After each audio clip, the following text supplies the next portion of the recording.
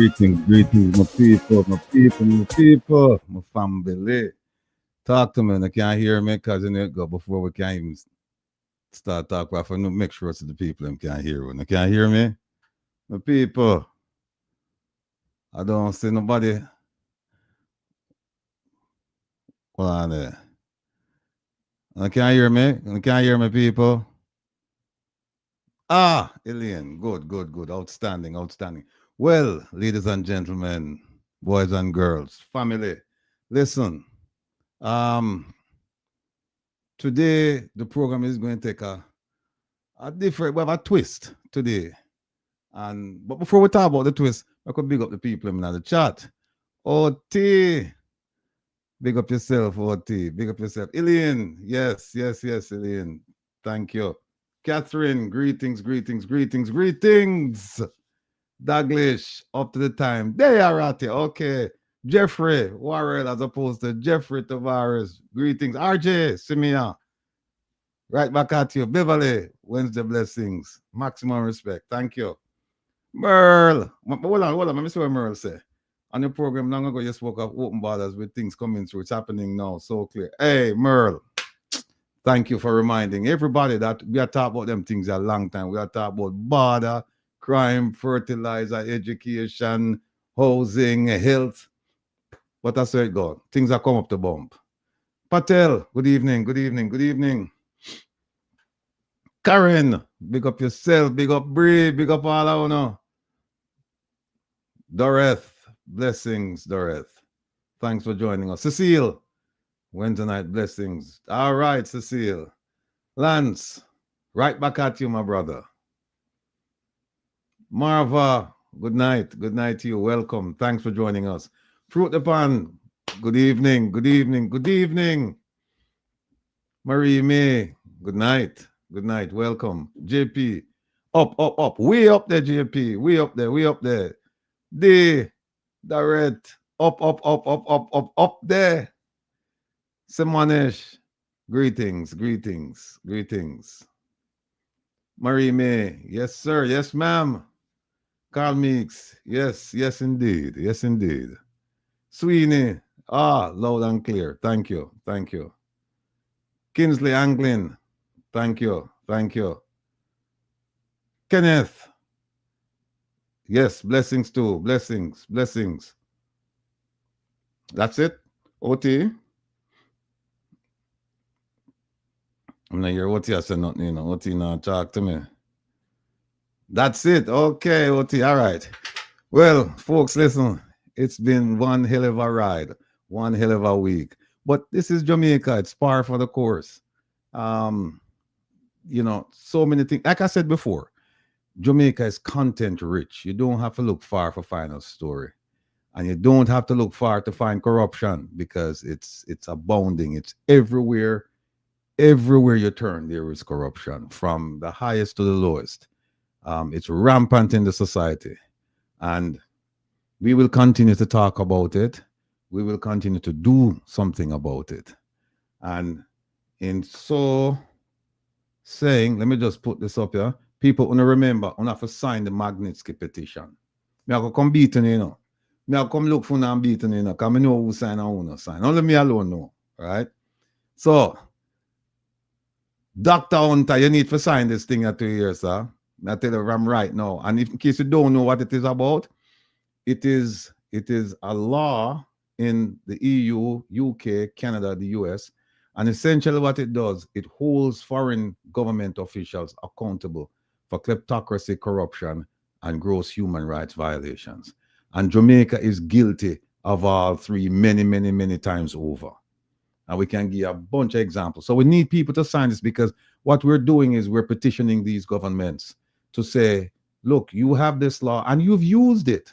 Use it against many leaders, including former leaders. So it's retroactive. Just because you're out of office doesn't mean they can't go back. And what they do is they take your visa and they seize assets. And in extreme cases, referrals can be made to the FBI. And so they will, once the referrals are made, they can start up their own criminal investigations. So it's a very, very serious and significant piece of legislation. And we need to make use of it because we understand, we realize, we know that the kind of justice we're seeking for our people in Jamaica cannot, will not, no way, no how be granted in Jamaica. We know that. Look at what's her name? The former Speaker of the House. Her name escapes me now. I don't know why. We also have Leslie Campbell. Leslie Campbell was found guilty of violating the Integrity Commission Act. And what happened? Them gave him a fine. And the former Speaker of the House, she pled guilty. She wasn't even found guilty. She pled guilty. Them gave her a fine. Dalrymple. Yeah. Marissa Dalrymple. Philibert. Thank you. Queen Breezy, big up yourself. And so we know that the kind of justice we're looking for will not be meted out in Jamaica. We have to go overseas to get that done. And that's why we in the diaspora play such a significant role, because we can do things that people in Jamaica won't. One, because they don't know, or two, if they do know, they're afraid. And that's a real fear. It's a real fear because we've seen it displayed many times over where people say things about the prime minister, particularly the prime minister, and they're paraded in front of the media and in front of the whole country and essentially forced to make an apology. Where is the freedom of speech? It's not there. So that is where we are. So we have to sign the Magnitsky Petition. I was told that upwards of 60,000 people went and looked at it and only 2,000 signed. That's a disgrace. But I understand now because people are saying to me, we're afraid to sign it because we don't want the government know that we sign it. And I said, but the government won't know that you sign it because it's not going to the Jamaican government. And then the other reason is people on this site, change.org, there is a donate button. And some people mistakenly believe that you have to donate in order to sign the petition. That's not the case. Now, I am aware that possibly a glitch is there in the system because some people say that no matter what they do, this thing, it pops up saying that they must make a donation before they can sign. But in the main, that's not the case. And if you find it to be the case, just come out and then go back in. All right. And then the other thing is this. We have our rally, June 21st. Less than 3 weeks at the Ronnie Williams Entertainment Center. And free entry, everything will be free of cost because we want families to come out. We want them to have a day where they don't have to think about all of the things that are bedeviling them in Jamaica, like the high cost of living, the high crime rate, poor education, poor medical facilities. We're trying to have them just come out and take their minds off it. But it's not something where they come out and they're not focused. We want to take them away from all of the issues that are troubling to them and then have them focus on civics. We want to show them that there are ways you can address a whole range of issues in Jamaica if you apply your civics lessons. So we are getting people from civil society, from the religious community, from academia, and elsewhere to come and speak to our people about civics. It's not a political event. Let me be abundantly clear about that. It's about, hey, now man, Montague, see him, my brethren, Lap Scoochie, or some people call him Bob Scoochie. Him will explain to know how him get the name whenever I see him. Ivan, you know him. So when you now man, just ask him where him get the name Lap Scoochie. And he will tell you. Funny story. All right. And if you use imagination, you'll figure out where him get the name. But that's for another time and another day. So that is where we are. Now tonight, people.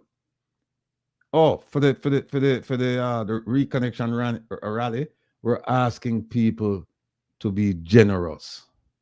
It's a completely charitable event. We now make no money off it. And we're asking you to be generous with your charity. Go to the One Jamaica Legal Defense Foundation and make a donation. Make a donation. It's for a noble cause. is for families to come out and enjoy the day and get some education. It starts there. If you don't educate the people, then you shouldn't expect, when you say bad behavior and things like that, you should just accept it. Say, well, them don't know no better. So we're trying to get them to the point where they can understand their role in Jamaica. This is all about your role as a Jamaican in Jamaica. That's what it's all about.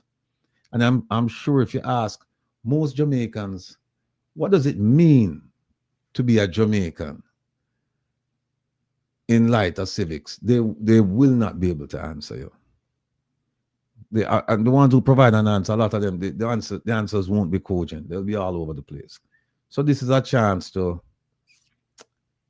address those shortcomings.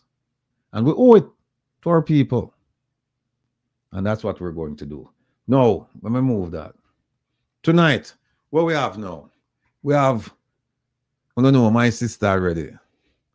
Yvonne, me now telling our pet name. She said, not tell nobody at all. Just keep that right, which part it there.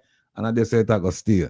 So she will come on because she are the best dietitian in the whole of New York. Not how much hospitals and how much dietitian. She is the best. When me telling her that, just take my word for it. Then we also have with us Dr. Roger Hunter, the best neurosurgeon in Jamaica. We have him as neurologist, but I don't know the thing go.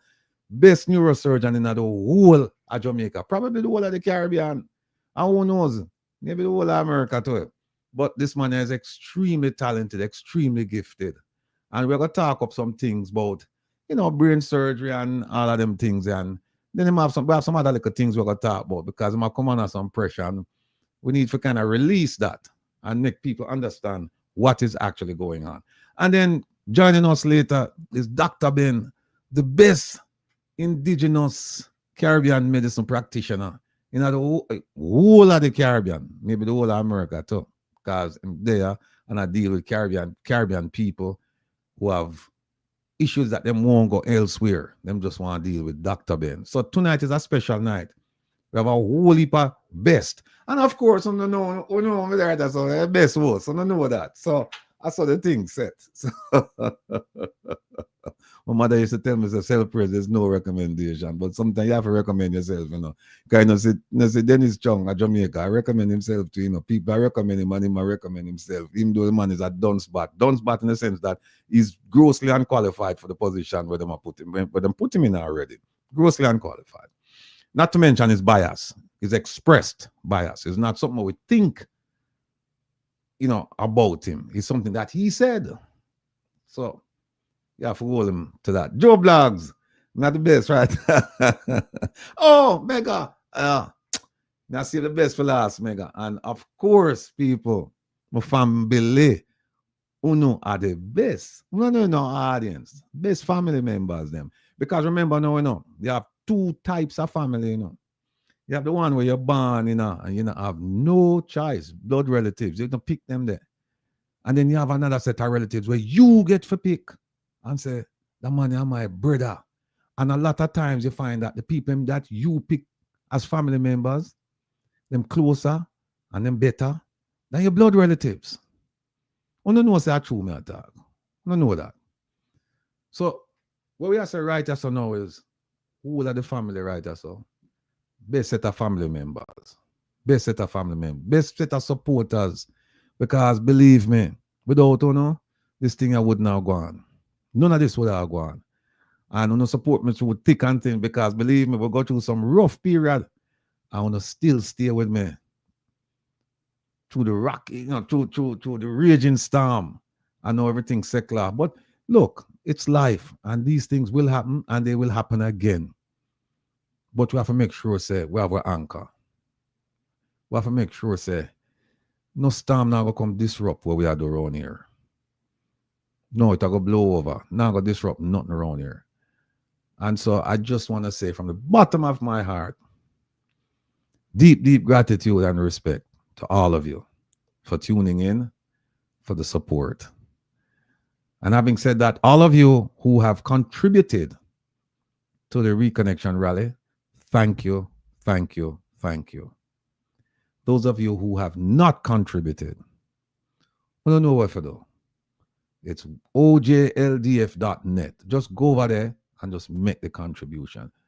We're asking if you put $50. But here what? If you can put more, greatly appreciated. And if you can only put $5, greatly appreciated too. Whatever you can. Also, we are asking to go and sign the petition. Those of you who have signed, we thank you. Those of you who have not signed, please access the site and just sign the petition. If you're worried about a donation in order to sign, that is not the case. And if you're worried about being retaliated against by the Jamaican government, that is not the case. So I'm asking you to just go over. There is no credible fear at this point in time. Just go ahead, sign the thing, and we can move on with holding government accountable. No, people. Let me bring in, first let me bring in Miss Sister, Miss Young. Well, call her Yvonne. The reception, can you hear me? I can't hear you. What go on? You can't hear me? I can hear you, but can you hear me? No, I can't hear you. Reception is not good. What I go on? I'm watching.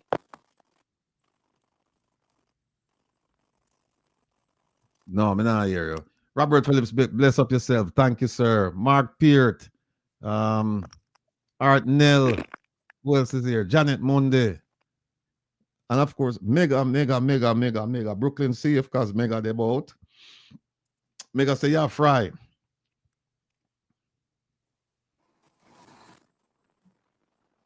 Oh, she gone out. All right, while we are waiting for Sis to come back, make with us. Show on the Dr. Hunter, step off and left way. I'm soon come back.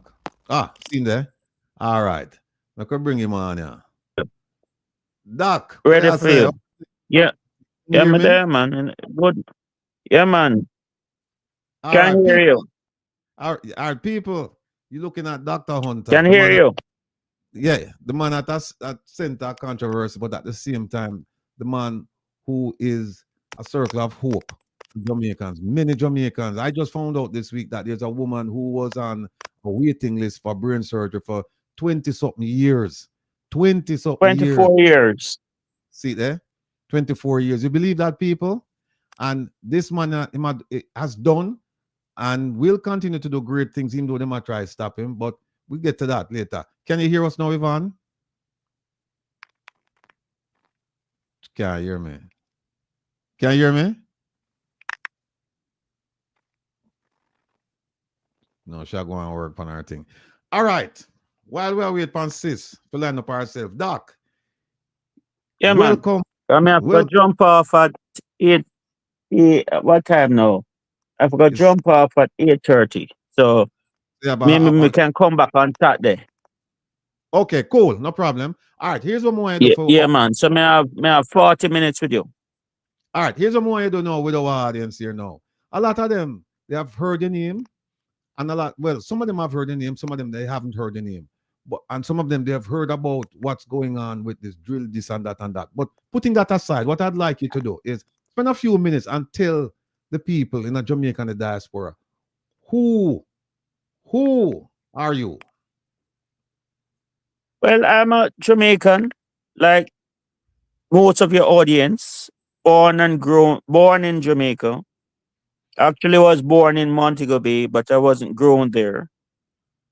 Went to Nakalva, where my father was a vice principal. And just this Sunday, his students honored him with a citation for a great teacher. His students are like 80 years old. Father is 98, this year. Oh, bless him, bless him. God bless, man. He has really helped a lot of youngsters. And this is back in the 30s and 40s. Different Jamaica. He wanted the best for them and insisted that they should be the best. Whether we're Right. black and white, don't matter. So I was the last picnic for him. I really wasn't meant to be here. Mm-hmm. I always tell people that two people died for me, Jesus and Jackie.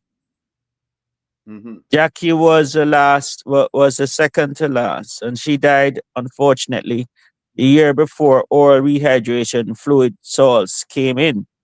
So she died in 1971. Mm-hmm. So I have a brilliant consultant surgeon brother in Montego Bay who was to be the wash belly.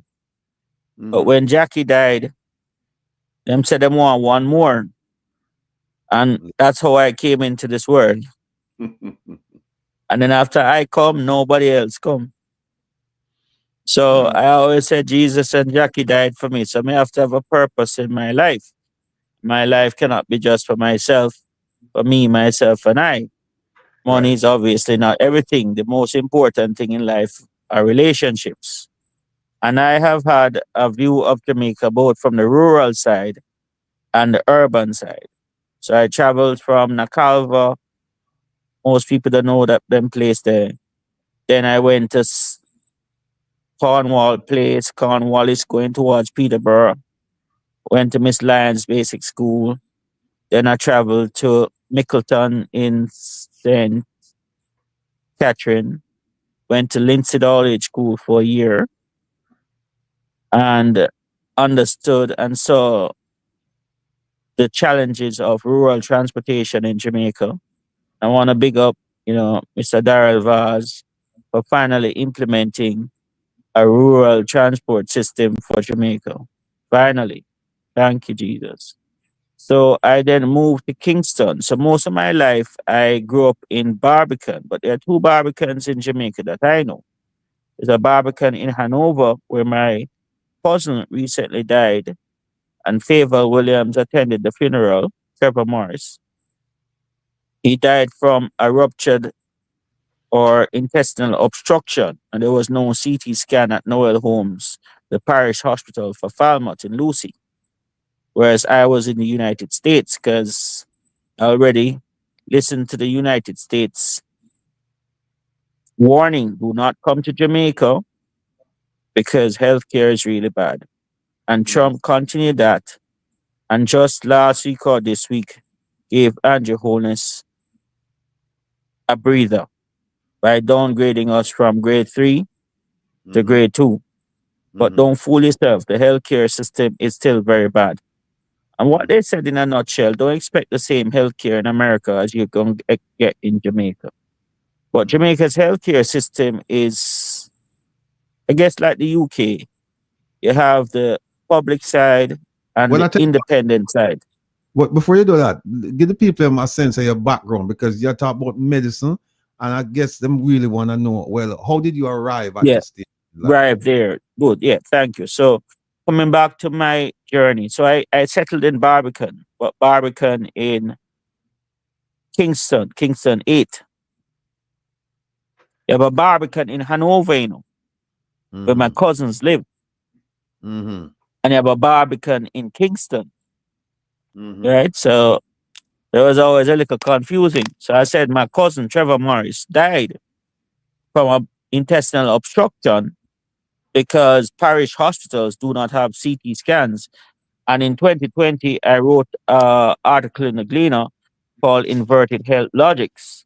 And it's still relevant today because people swear God was coming for his earth and this is it now. And see there, COVID that come kill we off. And I tried to tell them that coronavirus was not new. Unfortunately, the people in my class who literally was at the bottom of the class, literally at the bottom of the class, were telling the prime minister what to do and your money. So I found that very surprising that the prime minister would listen to somebody who did not have that academic excellence and was running scared. But let us pass beyond that. COVID is behind us except for the vaccine because People are dying regularly from the complication of the vaccine. I'm also a member of some vaccine alliance and the World Council for Health and Test Lori and ivermectin and STEMAC Alliance as well. So I'm a member of quite a few just for my work. So I grew up in Barbican and there was a supermarket there named Masters. Now anybody who know Barbican will know Masters Supermarket. So if you don't know Masters Supermarket, you don't know Barbican in Kingston. And I went to the closest school, which was New Day All Age, because I could walk to school. But I really got a sense of the social disparity because I'm coming from a home in Barbican that was quite fruitful, had 29 lime trees, had 9 coconut trees, a dozen mango trees, 100 years old. I had everything. I didn't feel like I was missing country. But it was really built so that at the back you have just a lot of fruit trees. So, but what I saw at school was the fact that Trinity used to have to visit at school every day. I used to see nose and hanging off. I used to see ears hanging off. Jamaicans were volatile. And I lived through the 1980 election where every Monday they announced the death of a parent of a child. Grand Spen was hot, you know, Castle, it's called Castle. I can't remember the name. But it was sad because I knew people who died by the age of 13, 14, that they had gun. They're gun people. They can't say gun man, but they're gun carriers and they use it. And they held up and robbed and boy, they gave the police a hard time. So New Day was a hot spot. It's one of them hot schools. And there was something called common entrance in those days. So I had to take the common entrance. 63 of us sat the common entrance. And typically, just what, 7 of us passed. 7 out of 63 passed the common entrance. I was quite happy. In fact, my friend Boogie, big up Boogie in New York, top nurse at Montefiore, coming to look for you soon. No worry. Hope him listening to Rattigan. Top nurse, to my top nurse. Andrew Davis, great nurse in New York, great nurse. But he really should be a nurse practitioner. So coming back to me now, I saw the suffering of the people, and I didn't like it. I didn't like it at all. I didn't like it. I didn't like that people had to die so young, and it bothered me for quite a while. There are a lot of us who became doctors. My brother included went to New Day. He became a doctor. People like Dr. Christie, people like Marsha Russell, who is serving the great people of America in, I think, Virginia the last time. She's doubly certified in pediatrics and infectious disease. A lot of good people passed the common entrance. Franklin Gentles up in Toronto, Canada, somewhere. But the majority of the class failed. And they had to resit it again, and some passed. And then if you didn't pass, you go up to grade 9. And then after grade 9, you either leave school or you go to a secondary school. In those days, a secondary school is what we call it non-traditional schools now. So you really wanted to go to a high school. In those days, Calabar, JC, KC, George's, good schools. Great Merle Grove, Holy Childhood, great schools. Immaculate and Campion there was not this great separation between them and us. In fact, my year, it was my friend Patrick Bailey who got the Jamaica scholarship with 4 8s in A levels. He's living in London now, quite a cushy life. So the separation in high school started like in 2000s.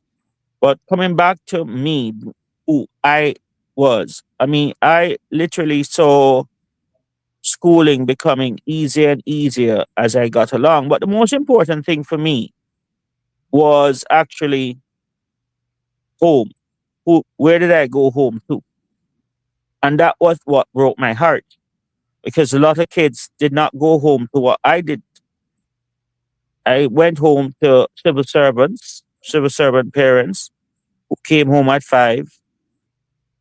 Mommy and daddy still together, probably 60 odd years married now.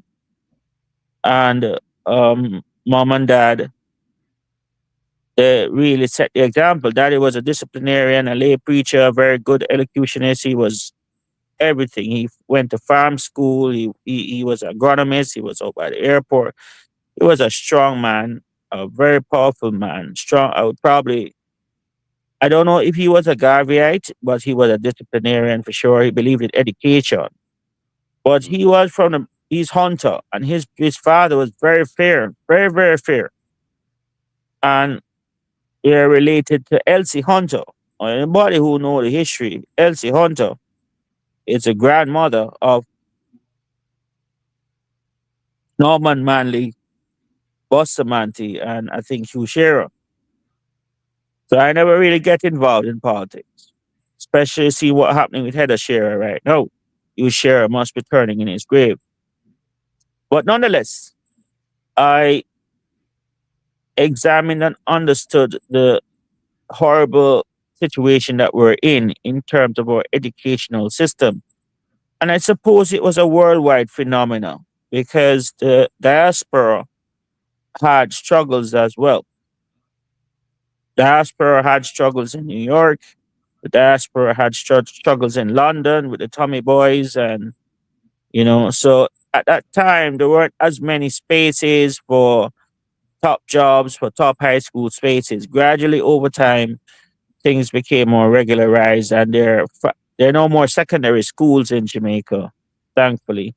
And we even see where a non-traditional high school, she can now call a traditional high school, Mona High, winning the Manning Cup. But I went to what we say, the school that was so great that they named the country after it. So I went to Jamaica College. That was my first, second, and third pick. And so I just followed my brother. He went to JC, so I went to JC. Simple. I have 2 older siblings as well. One lives in New York. Very bright guy. So PhD. let me ask you something. After you finish high school. You went to JC, you finished high school at JC. Then go to UWI. Where did you Going go? to medicine. At Going to UWI? medicine. Yeah. All right. Chase after girls.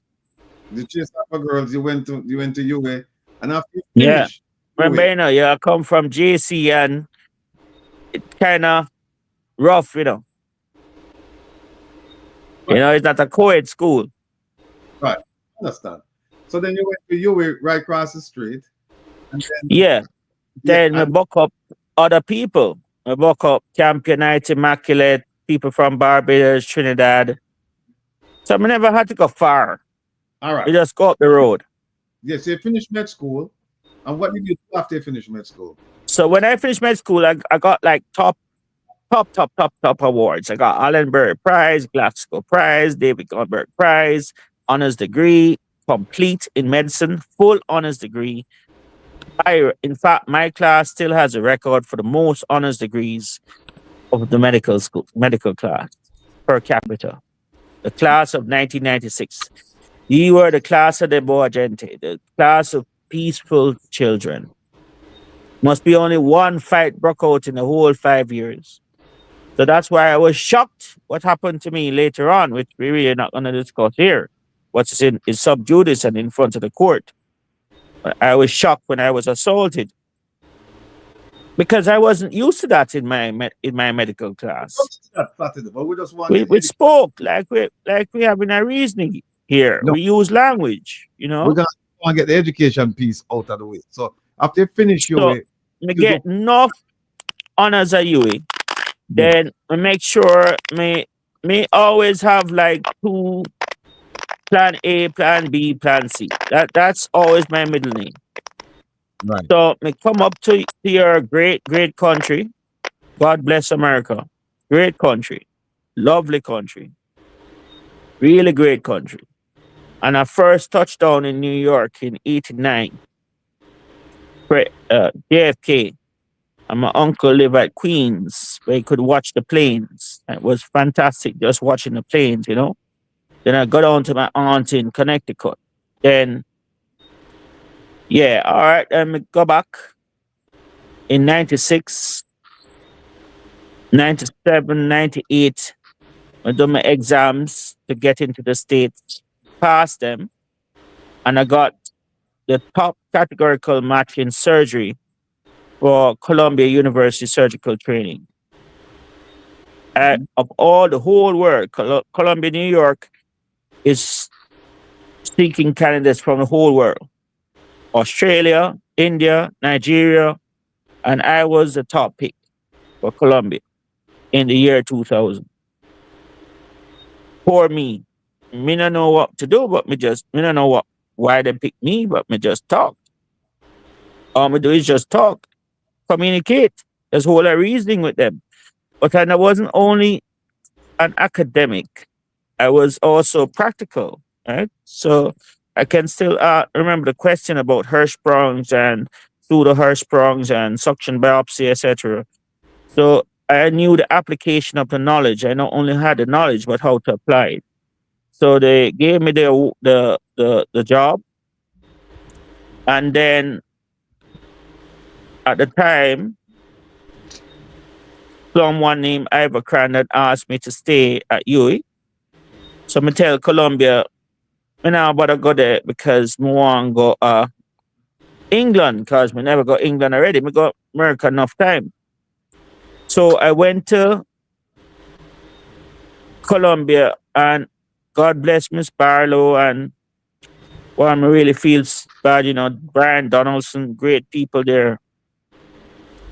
But them was mad as hell.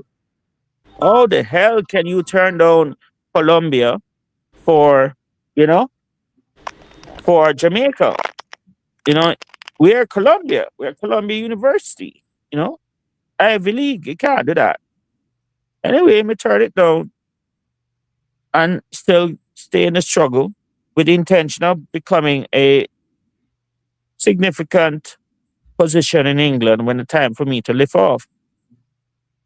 Then the next year, me hear about 9/11. I said, Jesus Lord, look at that. It could be inside the World Tower on the day off. It could be walking down, just exploring New York. Anything could happen.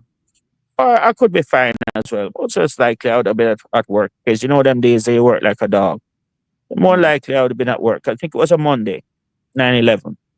Of course, my 9/11 is Peter Tosh, you know, 1987. That's my 9/11. And everybody know Peter Tosh was taken from us on the 9 on 9/11, 1987. Never forgot that. The 11th of September, 1987. Peter Tosh was really, I rate him higher, much, Ah, much higher than Bob Marley. Anyway, come back quickly. So I started some training at UA in surgery, the different branches of surgery, so pediatrics, orthopedics. Oh, I'd met the great John Simon Ro- Golding, the Sir John Golding. He actually wrote me up for the Rhodes Scholarship, and the boy Chuck tell me, no, you're too old. And that was it. I wasn't quite happy with him the way he said it, but it was what it was. So Sir John Golding and a lot of other people put me up for the Rhodes Scholarship. But in a sense, I'm glad I didn't get the Rhodes Scholarship because I'm more clinical and applied to patient care. So coming back, I did my surgical rotation. Then I had an exam to pass called a DM1, which I passed in 2000. But then I also passed for Columbia or got picked for Columbia. Then I decided to stay for a bit at UWI. And then that's where this guy kind of was so different. It's very different, quite different in my life. It was very different, guy. Never met somebody like him in my life. Never. No, we're talking But about him Saturday. Well, on, we're talking the about him. courts, the Hold on, courts will deal with him. The Yeah, courts will deal with him. we'll deal with him Saturday. But here's Trish asked a question. So now me go hold on. England. Hold on. All right, go ahead. Did I England? Well, no. No, me forgot England. Yeah. My boss, who don't have no neurosurgical qualification, sent me to be an intern, little higher than an intern in England. And them days I was 7 years post medical school. I said, me nah go, you mad? I can't go leave Jamaica, go work as an intern. So me turned them down. So he punished me by sending me down to his nemesis, a guy called Randolph Cheeks, who is a Guyanese. And I told them they hated each other. And God help you if you're a patient of each of one of them. Because they really violated the way they treated Jamaican patients if they found out that you were on the other one. But nonetheless, I survived all of that nonsense. And Leeds wrote me back in January 2003. They said, actually, I can come as a registrar, which is like a middle resident. And when they assessed me, they found me I was way ahead of the average British trainee. Now, that was not because I did a lot of operations. I did a lot of filming of surgeries. So I spent like the whole weekend filming surgeries. So you're looking at the surgery for the whole weekend, so you get better at it. Them times you talk about NTSC and PAL, if people know about them things, and the mini DV folder. So they said, yes. So we go up to England, them times Air Jamaica flight to Manchester. It was a wonderful flight. And man, if you want to second me, it was just lovely. Miss Air Jamaica, bad, bad, bad, bad, bad. But the reality is Air Jamaica is not anymore right now. So I went to Leeds, a place called Leeds. And to my surprise, there was a statue of Nelson Mandela in Leeds in 2003. And it was there from way before when he was in prison. So Leeds was a forward city by then. It was a backward city back in the 60s, but it had really been leveled up and become modernized. So I just jumped in, and within a week I had clipped an aneurysm. I was doing surgery within a week, and they said, but wait, the brother not normal. The man ahead of the rest of the people. So in the year 2000, I had saved up my money and spent 10 grand on Amazon and bought some books, all the big books in neurosurgery. Even my seniors, like Dwight Webster, borrow my book them. I said, why not buy your own, brother? Anyway, I lend them, And I just read books. Knowledge is power. So where there is less surgery, because your boss will just suddenly go off and leave and not even tell you. You just read your book and watch your video. So when I went to England and I go on courses in America, in fact, God bless Al Roten in Gainesville, Florida. He died about maybe 6 years ago. He really loved me, and I really loved that man. When he called, from hillbilly country, Albert Roten, Sir Albert Roten, he came here and loved that man bad, and came to Jamaica, and we put on a microsurgical anatomy course here with Fred Gentili from Canada, who was married to a Jamaican, by the way. Big up Sandra in Toronto. But poor Fred Gentili, I think last year or the year before, developed shaking during surgery. And when he did the brain scan, it showed multifocal brain cancer, like Johnny Cochran and Ted Kennedy and Senator John McCain. And sadly, he died. Joe Biden. Those cancers are not curable. So follow me now. I use my books. I use the time because it's not like I was doing a whole heap of surgery. And I use the videos. And I went on courses. And I learned and learned and learned any way I could learn. Right. So when I went to England, I was way ahead. And now that I had the equipment, the brilliant technology, in fact, the head of Medtronic, remember that name, Medtronic? You buy Yeah. those shares, it never goes down, it only goes up. Medtronic, the real Medtronic. Sam, forgot his last name. Sam greeted me because I knew him from America.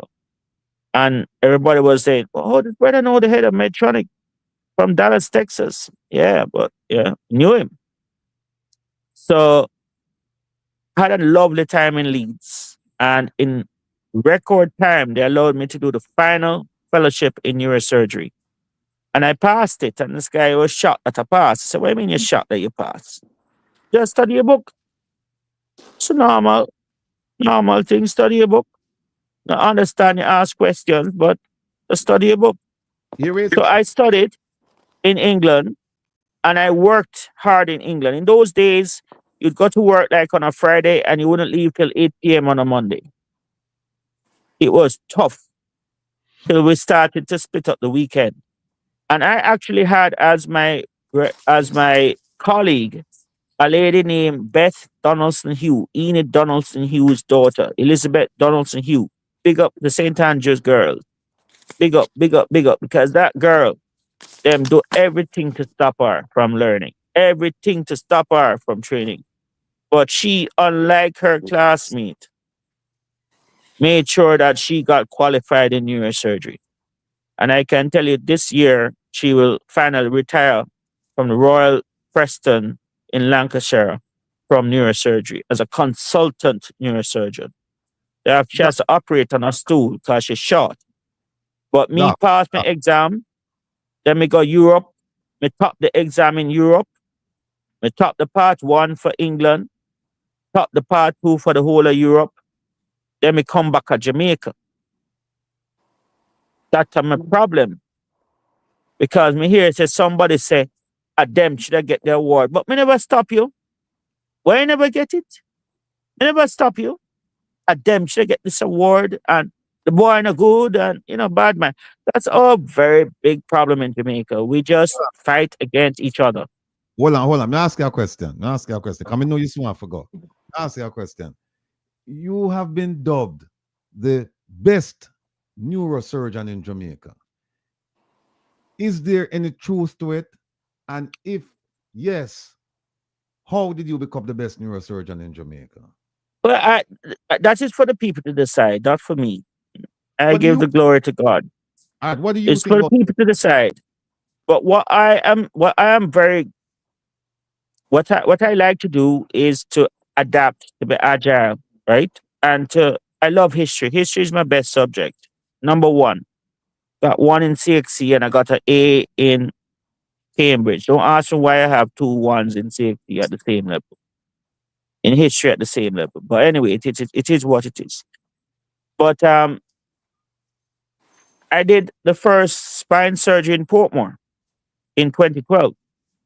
I did the first real surgery. Peter Wellington looked at me and said, God bless his spirit, that you're the first person who bring real neurosurgery to Mandeville. I re-established neurosurgery at Andrews Hospital when they were humble in 2006.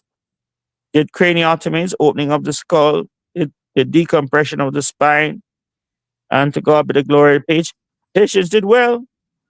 And the then CEO, Dr. Rutherford, who had a PhD in educational leadership, nothing, nothing to do with medicine, said, but doc, you're the only doctor who does neurosurgery at Andrews. You must be brave. So what do you mean brave? Nothing brave. Just have the knowledge. Knowledge is power. So after I started that, then him come back at me and say, but you can't expect to get all of the cases at Andrews. So rather than give his own institution the cases, he rather export them to UWI so that I don't get the kit. Because I brought my kit to Andrews and the girls loved me because they get to see neurosurgery because they just didn't see this at Andrews. Then I moved to Medical Associates. Then I moved to Nuttall. Then I moved to St. Joseph. God bless St. Joseph's. The oldest hospital that's independent, was independent in Jamaica, 180 years old. Big up New York. Big up, big up, big up New York. Because some very brilliant, I think Franciscan and Dominican nuns left from New York to start St. Joseph's Hospital, where my twin siblings were born in 1962 at St. Joseph's Hospital. Because if people remember, St. Joseph's Hospital is one of the big hospitals where you could deliver and have birth. And Nuttall was the second one. Hargreaves as well. So I operated at the most hospitals I can say in Jamaica. In fact, I'm the surgeon who has operated in the most environments in Jamaica. The most. And where I turned my attention was to do surgery at home. So I've done doctors, lawyers, politicians at home. Both JLP and PNP politicians at home. How is that possible? Knowledge is power. Remember, our forefathers in Africa were doing this long time ago. So knowledge is power. And because of the coronavirus situation, I recognize that we need a solution that in case you don't want to go to hospital, you can do it there. Also, when we see the conflict zones, what's happening where hospitals were being targeted, they're breaking the IHC, you were alluding to it, the ICHR, International Convention on Human Rights. They're breaking those rules and bombing hospitals both in Europe and in the Middle East and in sub-Saharan Africa. I realized that we need to be able to bring medicine back home where it started. So I really operated at the most hospitals and homes in Jamaica. So like when I had my ruptured appendix, I don't know, sir, I'm not going to no hospital. So I spent 11 days at home, and King Cooper's appendix ruptured 1 week after mine. But I had a drip at home, he didn't. And I was able to stay at home, did a scan, it showed the appendix ruptured, and okay, fine, I'll go to another hospital in Florida. And in 10 minutes, they stuck a needle inside me, draw the pus. It was green and stink. And in no time, in 4 days of antibiotics, I was well enough to get back on a flight and come back to Jamaica. So that was very instructive because there was a JC head boy who learned from that. He was trained in Cuba. He learned from that a ruptured appendix, the first thing that you do is to offer interventional radiology. You no longer cut people belly open. You no longer cut them open. Because if you cut them open, you lead them to a risk of death, ventilation, death, and you leave them to a risk of later on adhesive bowel obstruction. So we just use needles, not even laparoscopes, not even robots. We just use a needle and leave a pigtail catheter, and that was it. Drained. And this guy, I saw him recently, and he said, doc, I did about 3 or 4 cases like since I saw you, and he learned it from me. So what's happening is that the surgeons in Jamaica, it's like you have a feeling that you get a feeling they don't want to give up the big surgery, but you have to, because surgery is really a failure. When you're doing surgery, it's automatically it's saying that, well, I failed. I couldn't cure it with a tablet or a gene or something. If I have to cut through normal tissue to get to the problem. But surgery is still a wonderful way of helping others, but you have to apply it judiciously. So as radiology becomes more advanced, the surgeons need to be able to adapt radiology to surgery. So surgeons are doing interventional radiology fellowships to learn. So like in January this year, a family asked me to do a consult on them on HCA hospital in Florida. So I flew up and literally told them that their relative was not brain dead. If If you guys don't know, HCA is the third richest company in the United States. Healthcare America. I work for HCA Princess Grace in London. They have the most private hospitals in London, the prominent ones. So HCA is not no little company. But when I turned up, I don't think they were quite pleased when I told them that the patient is not brain dead. Of course, it's a black man from Jamaica, and it helps explain why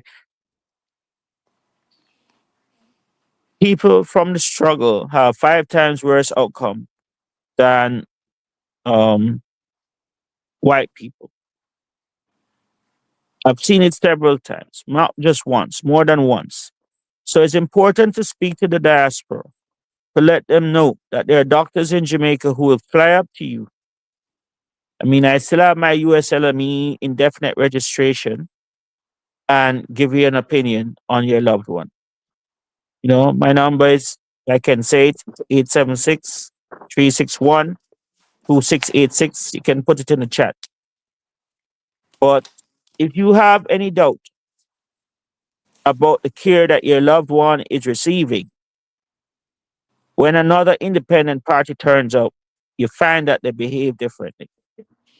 So that man was not brain dead and is still alive, slowly recovering in Florida. It's going to be a long road, but he's not brain dead. That hospital, ironically, also did transplants. So you can see that there's a little uncomfortable link there that perhaps would suggest that if you're brain dead, I can start harvesting you. I'm not saying that that was their intention, but if you work at a transplant hospital, you have to kind of be careful, you know, you have to think twice about how you are approaching it. So I went, I've probably been to America about 4 or 5 times in less than a year, and I'm due to come there in June to visit my good friend. And I should also be there further on in the year as well. So yeah, it's a good thing to have plan A, B, and C. It's very good, very good. A good friend of mine got into some trouble in New York, and I wrote a letter for him. Took me all night, and he got released. Doctor number on the phone. He Doc, you should can't have. hear Yeah, man. Yeah. Yes, Mr. me? Rattigan. The story. I have a question to ask, and I know you have to go. Finish up the story about the letter that you wrote for your friend in New York. So my friend in New York, the only crime he did, a Rabalak man, was to become one of the star experts in removing the mesh. Somebody thought it was a good idea to put a mesh inside a lady's private parts. Of course, some would have pain. So he became an expert at removing the mesh. Every single mesh he removed with perfect accuracy, no complication. But the problem he did was to turn an expert witness against the company. There's an $8 billion trust in New York for women who have suffered complications from the mesh. And what he did was to provide a plane fare and hotel fee. And that's according to federal law, breaking the law. You're not to do that. They have to make they have to make their own way down to him for the mesh to be removed. He can't pay for it. So that when the settlement came in, he took his cost for the airfare and the hotel out of it, and then he took his surgeon's fee and gave her the settlement. But that landed him in jail in 2000. So I had to write to the Honorable Justice Hubris, and he listened to my plea, a 5 page letter, stayed up all night, wrote the letter, and the judge was quite touched and moved. And he said, Dr. Walker, you're free. You're a free man.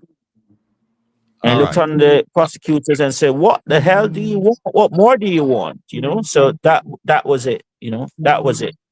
I could stop the story right there. So, go ask, because you know, So he has his state license for Colorado now. He's very well trained. He's a beautiful guy, beautiful fellow, really wonderful doctor. Wonderful doctor. America is blessed to have him.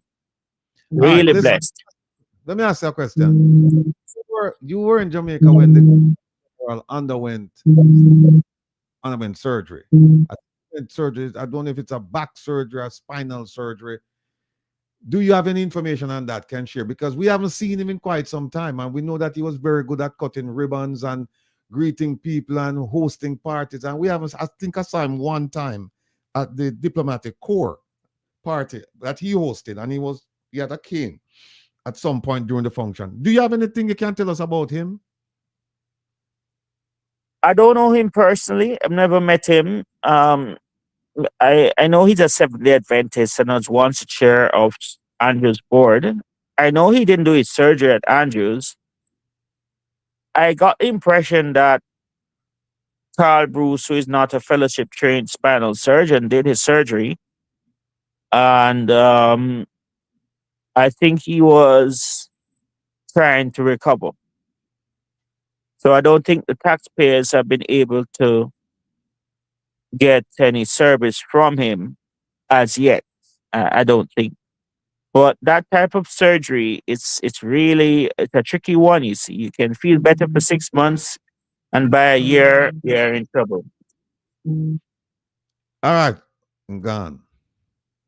We don't got sis, and that me don't go have to ask him a question each, but like Doctor Hunter, chip out pan way. Well, all right. I don't know if he's coming back because he said he had an appointment around this time. Anyway, we have sis who look like she have a hand on her head and she'll listen intently, and we can't hear you. We can't hear you. We can't hear you. You can hear me now? Go Can you ahead. hear? Oh, yeah. Can you hear me now? No, I Yeah. was just saying, wow, after all that, what he said, I was just like, oh my gosh, what an intelligent doc. And it's just, you're listening, talking to a surgeon and, saying certain things. It's just like, all you can say is, wow. Yeah. This is the same doctor, for people just joining us. It's the same doctor who is at the center of some controversy down in Jamaica.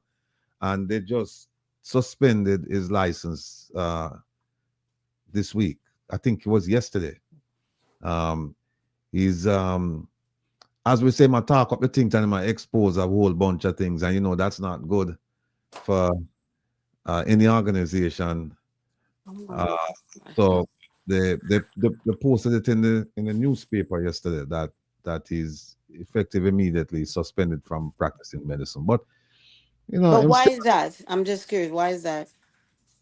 there was a voice note that came out about 10 days ago or thereabouts, Mm-hmm. and he said some things about the if you recall the drill case that the Delroy Williams, the politician who holds the majority shares in that company, MedTech, Mm-hmm. he said the shares they don't belong to him. They belong to a beneficial owner, but they wouldn't tell us who the beneficial owner is. So this doctor you saw there a while ago, he knows he claims he don't know the beneficial owner. So he put out the name and said this person is the beneficial owner. And then he started talking about how the medical system works in Jamaica, a whole bunch of things. I mean, he's a wealth of information. Mm. The thing about it, and I saw where people were saying Donovan Williams instead of Delroy Williams. Okay, Joe Bloggs, you're right. Stand corrected. And I saw anything where some people, they're saying you have to take time with him because he's going through a lot. Yeah, he's going through a lot. And some people were kind of dismissal of him. But from what I've gathered, he's an excellent surgeon, excellent neurosurgeon. And people have said he's probably the best in Jamaica.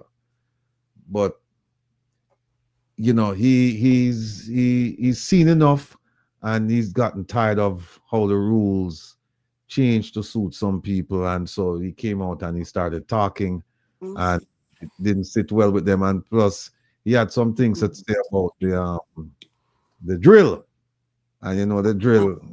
That's a problem. Yeah, he said a little bit about the drill, and he talked about the people behind the drill, and so that didn't go over well. So that's where we are.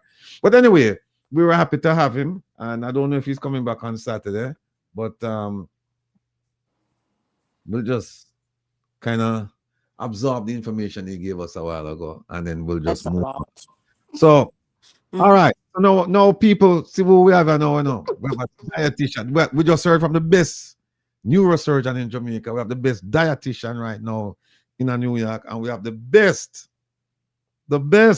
absolutely the best herbal. Well, I don't want to call him a herbal doctor. He's Caribbean Mm-hmm. indigenous medicine practitioner. This man here, Dr. Ben. This is the Indigenous Caribbean medicine. indigenous Caribbean. So what I'd like to do now is I'd like to talk about starting with diet. Um, just in general, and say how should people eat to live as opposed to live to eat? How should people eat to live? Because people become aware of mortality when them get to like my age, them start to rot it, we not the best years, the best is the rear view mirror, so you have no kind of why the distance short now. And you start thinking about, because when you're 20, you don't really think about mortality, because you think you're invincible. When you reach like 70, you start to say, whoa, I have to start eat, and then you start get ache, pain, this and that. How should one eat to live? Let me start with this. How should one eat to live? So basically, it's all about. Remember last time when I was on the program, we talk about my plate, and you say Yeah, you never heard of it, my plate. yeah, I never heard of it. Okay. So basically, you have the food groups. You have your protein, you have your calcium, you have your vegetable, you have your grain, and of course, you have your water and your fruits and vegetable. So basically, you have to have each of that on your plate throughout your lifestyle, but at breakfast, lunch, and dinner. So basically, that's how you started off. I have a picture. I don't know if many people can see the picture. Yeah, rice and peas. We see that. Okay, all right. So the picture is basically saying, and that is my plate. So you have your water over here. This half of your plate supposed to be vegetables. Most of the time, I'm not gonna just say West Indian, but they give you a little quarter thing of vegetable and half of it a rice. But that's what it's supposed to be. It's supposed to be half of your plate of vegetable, quarter portion of it supposed to be your starch, and that a quarter supposed to be your protein, and then you have your fruit and of course your water. That's all you're supposed to be eating throughout the day. But one of the thing is, I don't want to elaborate too much on this, because when you told me about the neurosurgeon, what's coming on, I wanted to talk about brain food. All right, but we talk about brain food. But let me, we missing from my plate planner, I don't know. Dr. Ben, you see what missing from the my plate planner? What's missing? Never tell me want Dr. Ben look on it and see what missing. Let me go up a little bit closer. No, I Better. can see it. You can see it. Mm-hmm. Yeah, man, I can see it. Let me tell you what missing. What? Oxtail gravy. Me no see no gravy on the plate. You Okay. listen, that no, believe it or not, that's the fat part where we omit. So everybody gets a little bit of fat, either the butter or the mayonnaise or the ketchup or something. That's the fat part that everybody gets inside of their diet. What The the the, But we the don't put rast it on there. the Rasta man, that's a fire upon that. Nah, nothing to do with eat nothing have nothing to do with grape. No, it's OT. I think like me. No, so what we put that OT put that gravy missing. Yeah. Okay, but you know what? Most of the time when people go to the restaurant, they ask for the rice and they ask for all of that, and then they ask for the oxtail gravy. So you're right, but that's a little bit that you get on there. It's not much. You're not getting a cup full. It's one little touch. So everybody needs some kind of fat. So it's Yeah. okay. So The, that's where the, your little bit of oxtail gravy will come in, Rattigan. All right. So, Anybody else? all right. You say what? You say you come prepared to talk about brain food. You lead off the Yes. conversation with the brain food thing now. Say And that then again. I didn't hear you. Try that again. eh? I didn't hear what you said. Say that again. No, you came prepared to talk about brain food. So I said, you lead up the conversation and Doc and I will join you. Okay. So basically, because again, I said that since the surgeon was coming on and he was talking about brain, and I said, you know what, let me elaborate on brain food. So basically, it's like green leafy vegetable, at least six for the week. Okay, green leafy vegetable, it could be, lettuce, but most likely probably spinach, broccoli, kale. stuff like that in the green family. It's very easy to them. Other kind of vegetable that you can have, whether it could be a salad or a tomato or bell peppers, any kind of carrots, any kind of vegetable you know that you like. You're supposed to be having these things. Berries are very important. Whether it's raspberry, blueberry, blackberry, those are and strawberries. Those are very good antioxidant, but they're also good that you're supposed to have at least 2 servings. Okay, and that's fall into your fruit group. Your nuts, 5 servings a week. At least, could it be peanut, cashew, pistachio, anything that form in the nut valley. Remember, I'm just focusing on brain food. So these are the things that help the brain function and feed the brain. There you have the oil. Olive oil is better. Last time I was on the program, we talked about olive oil. Olive oil is the better one to use for brain function. There you have your grains. Grains could be whole wheat bread. It could be oatmeal, anything in that family, whole wheat pasta instead of the white pasta. And of course, you have fish, not fried like how we love the escovitch fish. Steamed fish is better over escovitch fish or not, believe it or not. And if you have that one time throughout the day, that's also good. Beans, very important. A lot of time we do rice and peas. We call it rice, we call it peas, but it's really beans. So we have the beans, we have legumes, we have pinto beans, we have white beans, we have chickpeas. Those stuff are good to have. Even though you're vegetarian, you don't want to eat the oxtail gravy, you can use those beans product also. Poultry, chicken and turkey are considered poultry. You can have those, but not fried. It's better you bake them or stew it. Most of the time on Sundays, of course, we as West Indian or Jamaicans, we stew our chicken. So basically, if you have that at least twice a day with a lunch or dinner or in between, breakfast. I always talk about breakfast. Breakfast is so important. Not because the normal or the average person may eat a bagel and an egg and a cheese and all of that for breakfast. You can get up in the morning and eat your leftover food that you had for dinner for breakfast. A little bit of the rice. You have a little bit of rice left over. You don't have to eat off a whole quarter portion. You just have a little bit of touch of your rice or a little bit piece of your chicken, and you have your veg, and you can eat that for breakfast. Ask anybody at work. That's how I eat my breakfast in the morning time. Whatever I have left over for dinner, I'm eating it for breakfast. I'm not going to throw it away or eat it for lunch. I'm going to eat for breakfast because I want to incorporate everything that I have.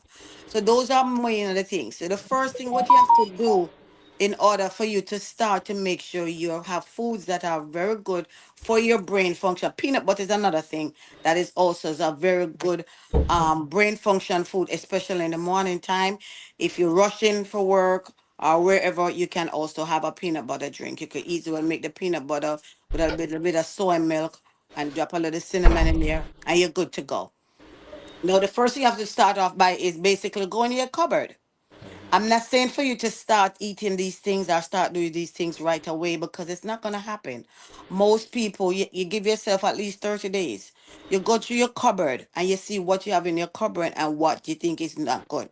And you start from your cupboard and then you start from your freezer and you start from your refrigerator. Over a period of time, you start eliminate your stuff them that you really don't need in those places. And then after that, now you start to go to the supermarket and you buy your stuff them. And you go back to buying the things that I told you. The beans, the vegetables, the fruits, um, the meat, which is your protein, and your fish and your chicken. For anybody who eat beef, it's okay to have the beef. However, the beef take a longer time to digest. So you don't want that. So you want to just eat the beef probably twice a week. That's it. You don't want to eat no more than that, but you want to go still lean on your protein. And I know a lot of people who are plant-based, are vegans, are vegetarians. Either one of those is fine. You can eliminate the meat completely and just stick with it because you're gonna have your eggs, you're gonna have peanut butter, you're gonna have your beans, which is proteins, and you can have those things. So you can still have that lifestyle by having brain function. Because as we get older, one of the reasons as you get older, you have to understand that one of the things that most older people have, and I know Rattigan, you always talking about when you get older, you get sick, dementia. It start from the brain, so you forget stuff, and some of us get it more severe than some. So that's why you have to start with these things as far as brain function, your brain function foods that's going to stimulate the brain, foods that are going to eat you know, it basically putting in your mouth, yes, but your dad, you go to your stomach and all of that. But those are stuff that stimulate your brain so your brain can function properly and you can basically hopefully live a normal lifestyle, because nobody's perfect. But you know, you have to try one of those things the best way that you can. All right, well, bring in Dr. Ben now, because me have a brain food and want to Yeah. ask. I'll tell you about it. Don't mention it. No, no, not going to mention. I guarantee you. But Dr. Well, Ben, you talk to me about brain food, sir. Yeah, well, pretty much. The brain needs a lot of cholesterol because I remember we had a client who had we were working with. She had cancer in the ovary, ovarian and cancer. yeah, ovarian cancer, and we were doing a particular therapy, and this particular therapy is one that should not be done on persons who have done chemotherapy within a particular period of time. And uh, that particular therapy that we had done was causing a particular reaction because of the fact that she was still within that early window of chemotherapy. And I remember she was having a reaction where she was having hallucinations and so on. And personally, I panicked. Luckily, I had another doctor there with me, who was more experienced, and he told me that, oh, right away, just get an egg yolk and separate the white and give it to her to drink. And to my amazement, quite quickly, she just came back to normal. So I said, why did that work? And he was explaining to me that, oh, because the brain is made of so much cholesterol. When there are certain reactions, just like when a person is dehydrated and they need water, cholesterol helps to balance the brain, and so that was what helped. And that was when I got my first hand experience as it relates to the benefits of cholesterol for the brain. And so there are some bad cholesterols, there are some good cholesterols. Cholesterols naturally are found in terms of plants, in nuts. So all the coconuts, Mm-hmm. all the seeds and nuts is where you'll find all the fats and healthy cholesterol that the body needs. And so all the grains that were mentioned, all the different peanut, almond, cashew, all of those nuts that were mentioned Mm-hmm. are good sources of the LDL and the HDL, which are the two main groups that cholesterols are divided into. And cholesterols, by the way, are many times we talk so much about cholesterol that a lot of people think that cholesterol is bad. No, cholesterol is a type The of bad one. protein, right? So the HDL, which is the high density lipoprotein, and the LDL, which is the low density lipoprotein, are just types of protein. So the body is made up of different types of protein, and um, the protein that the brain uses is what we call cholesterol or fats, but it's a type of protein. And so because the Mm-hmm. brain is made up of that type of fatty protein, then that's a protein that helps to balance the brain. There are certain persons who may eat fish and are allergic to fish protein, and they're not allergic to um, nuts or grain protein. So all of these different proteins have different chemicals in them that even for some persons may be allergic to them. When we say persons are uh, allergic to dairy, it's really a type of protein that they're allergic to. And so different Mm-hmm. protein functions differently in the body. And so once a person starts to get old, we talk about Alzheimer's, then there's an imbalance in the protein in the brain. And so there are certain plant proteins, or there are certain proteins or fats or cholesterols that the brain needs in a balanced way in order for it to work well. So if we talk about the food groups, we talk about the dark green leaf vegetables, which are rich in like vitamin K and Okay. zinc. Zinc is another very essential Mm-hmm.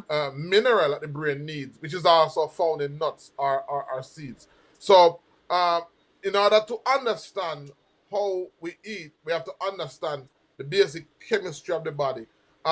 Because there are certain chemicals and there are certain compounds that are found in higher concentration in different parts of the body. So the musculoskeletal nerve, there are certain proteins that are found in higher ratio as it relates to the brain. There are certain proteins as it relates to the skin. There are certain proteins. So once you basically understand the Mm-hmm. biochemistry of the body, what raw material makes up the body, then you can use that to basically know how to nourish the body, how to feed the body, because we are basically a biochemical being, and so that's basically the body tells us. So it's not just that the body uses these things. When the body is deficient in these nutrients, the body tells us, it communicates to us, and it's just for us Mm-hmm. to interpret what the body is saying and to respond to that. Yeah, send a message to the brain. Yes, yeah. You're muted, I, Ratty. I Yeah, let me ask both. Oh, okay. go ahead, Ivan. All right, let me ask you both of your question. I So struggle. hold on, Ratty. I see where somebody says LDL or low density lipoprotein. This is a bad protein, and this is That's the yeah. yeah. But I don't like to I don't like to call things bad by themselves, because it's like it's like saying is a knife a weapon or a tool? Yeah. When is a knife a weapon and when is it a tool? So we have to look at it in that way. So basically, sometimes, yeah, both. So Yeah. when it's a weapon and when it's a tool, is based on when it is used, or sorry, how Or it is how is it used. used? Yes. So how it is used determine whether it's a tool helpful or a weapon harmful. And then if a weapon is used for self defense, then it's also helpful. So a lot of times we have to be careful of labels. We have to be very careful of labels. And so when we when we label LDL as a bad Bad cholesterol, cholesterol. it's not necessarily true, because it creates a really negative misconception. Where it becomes bad is when there is imbalance, and where it becomes bad is based on the particular condition that you have. So LDL is good for some persons, but it may be bad for some persons. Or at certain levels, LDL is bad, but at certain levels, it's good. It's not just it's not good to just label something as being negative, because sometimes we move from one extreme to the others. That's like when we talk about acidity and alkalinity. The way we talk about acidity is always in a derogatory way. It's always in a negative way, so that persons, when they hear about acidity, they think that acidity is bad. It's so we have to bring Yes, that it's level of information to help persons in discriminating how they talk about certain things, or else we run the risk of creating extremism where people sometimes um, avoid something that could be totally good, are used for good as well. But to elaborate on the fat, where you were talking about fat, and what I can say is fat also is important Mm-hmm. because as a child growing up, you need the fat in order for you to grow. So Yeah. as a child, you need, when I say child, it could be anywhere from 2 to 10 years old. You Mm-hmm. need, instead of you having low fat milk, giving low fat milk to that child, it's better you give the child a regular milk, which has more calorie, so the child need that fat to grow. And it's the same thing with the Right. brain. The kids them Exactly. are growing, so Mm-hmm. while they're growing, they're learning, so they need the fat. As you get older now, you're gonna cut down on the fat now, Right. and then you're gonna start to drink the skim milk or the low fat milk. Right. So So so that's how it becomes now when you talk about the LDL. Now, when you reach a right. certain age, and I know Rattigan always focusing on old people, it's whenever you get older, yeah, because remember, when you're younger, not even when you're younger, when you reach a certain age, if you've been drinking whole milk all your life, say from the age of 2 to the age of 60, that's a lot of fat you're gonna have in your body. So now Mm-hmm. you gotta reach when you reach 61 or 62 or 63 or over the average 60 65 age group, then you need to start break it down. So your body now slow up. So you have to start go with the low fat or the skim milk. So your body can start to break down this fat now, so you can able to have a balanced diet. Right, and like you mentioned that, because as I said, Yeah. what causes the problem, is that a lot of things that we eat and get away with when you're young, Mm-hmm. that becomes a habit. Mm-hmm. Our body is no longer able to let us off the hook anymore. So Right. if we love to eat rice with plenty of gravy when we're Mm-hmm. young, and it tastes good and we get away with it, as you get older, your body is not able to um, allow you to cheat. You're not able, because the body's organs and the body's cells are not able to work as Mm-hmm. efficiently as they used to work when you were young. And so they say once a man, twice a child. And Yeah. so as we get older, for example, we talk about muscle. As we get older, for example, we lose muscle mass. So we Mm-hmm. realize that even a lot of persons who are born with certain heart condition during the mid years of their lives, it doesn't affect them. But as they start to get older and the muscle mass begins to change, then these Mm-hmm. conditions begin to affect them.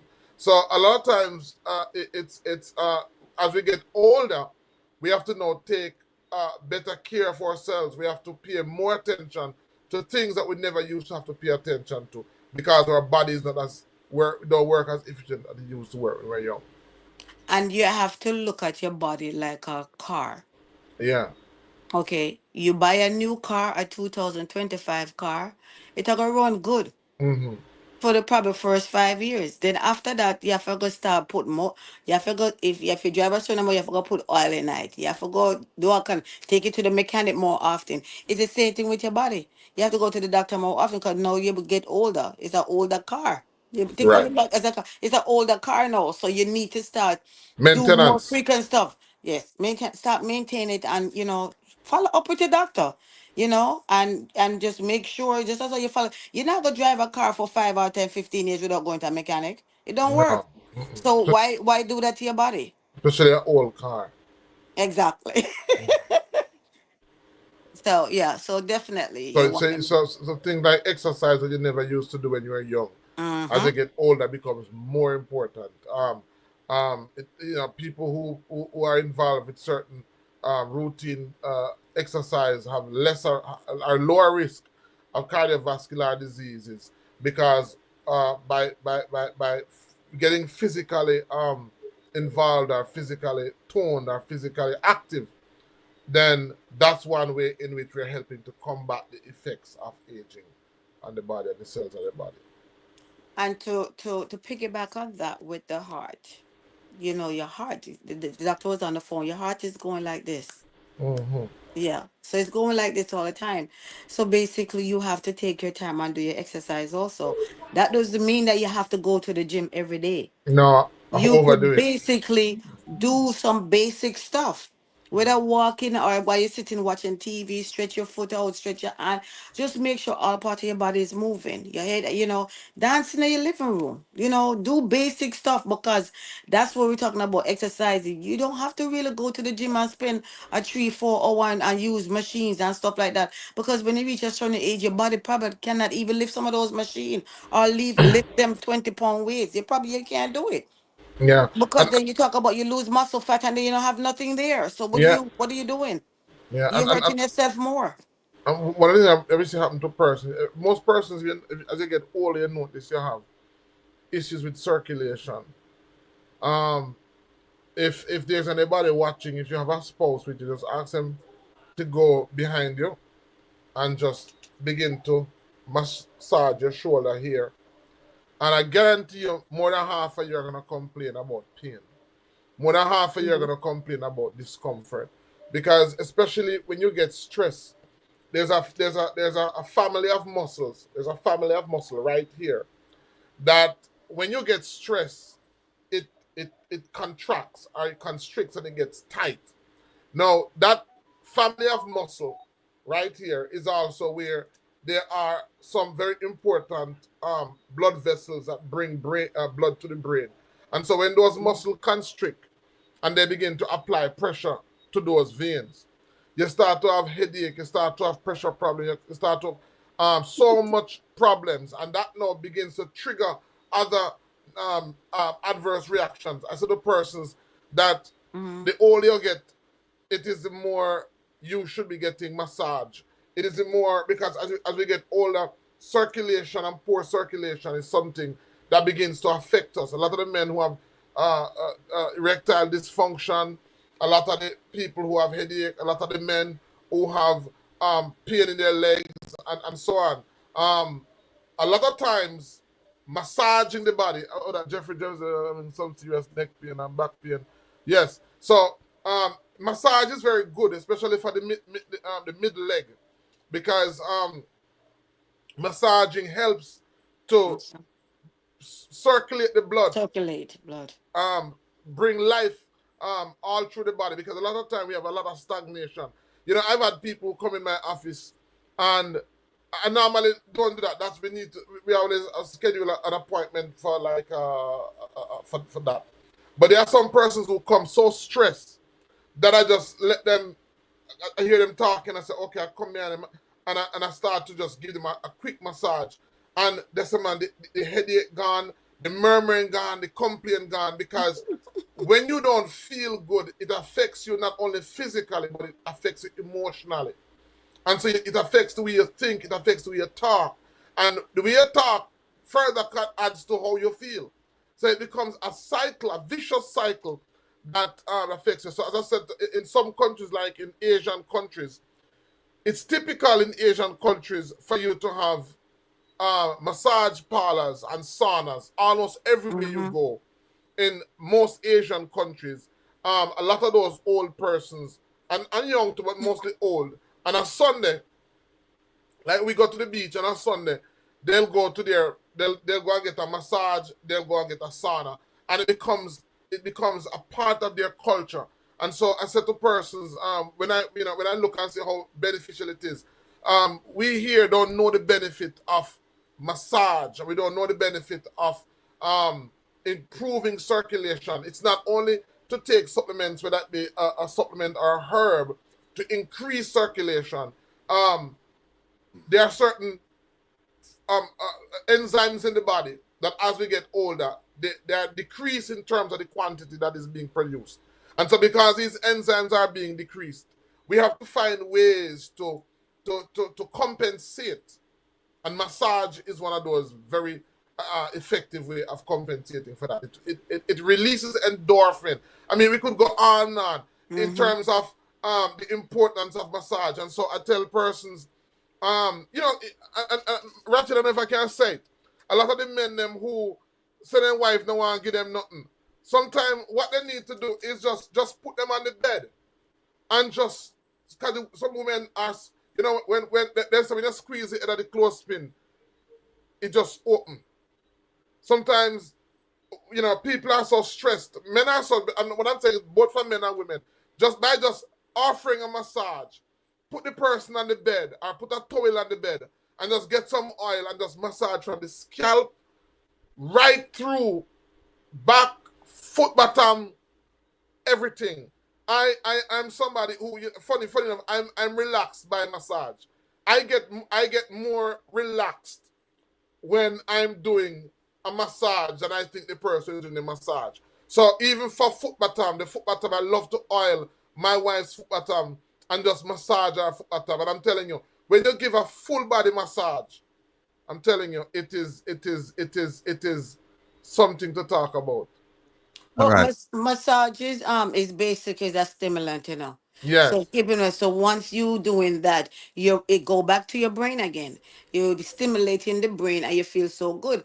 It doesn't have to be lying down. I find that even at work also, I'm talking about experience. When I'm at work and I sit at my desk for a long time, I call one of the dietitian, hello, come over here. I'm coming massage. Then they're like, Miss Young, what? Yes, please come, give me a massage. And they will come and they will remember. And I will go around the office and I get in the practice to do that. Because Yes. it make you feel so much good, so much better whether 5 or 3 minutes, it doesn't take long for somebody to just come behind you, like you said, and just Yes. rub your neck and massage your head, lift, do these things. It helps. I'm telling you, it works. I'm telling you things that I do. And yes, I do these things at work. You can ask them. It's it make you feel so relaxed. Yes, man. And you sit at the Very therapeutic. computer, you sit at the computer for 2 3 hours, and you don't have somebody massage you or rub your neck, or you get up and you don't move around. That don't make any sense. You have to get up. You have to get up and move around.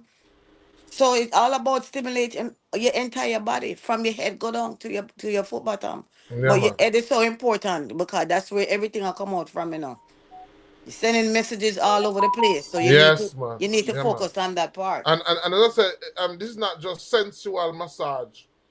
Because a lot of persons will just think, oh, this is just sensual. But a lot of old persons, a lot of Mm. old women, a lot of persons who are in a certain age group. One of the things that helps with even reducing blood pressure is offering a massage.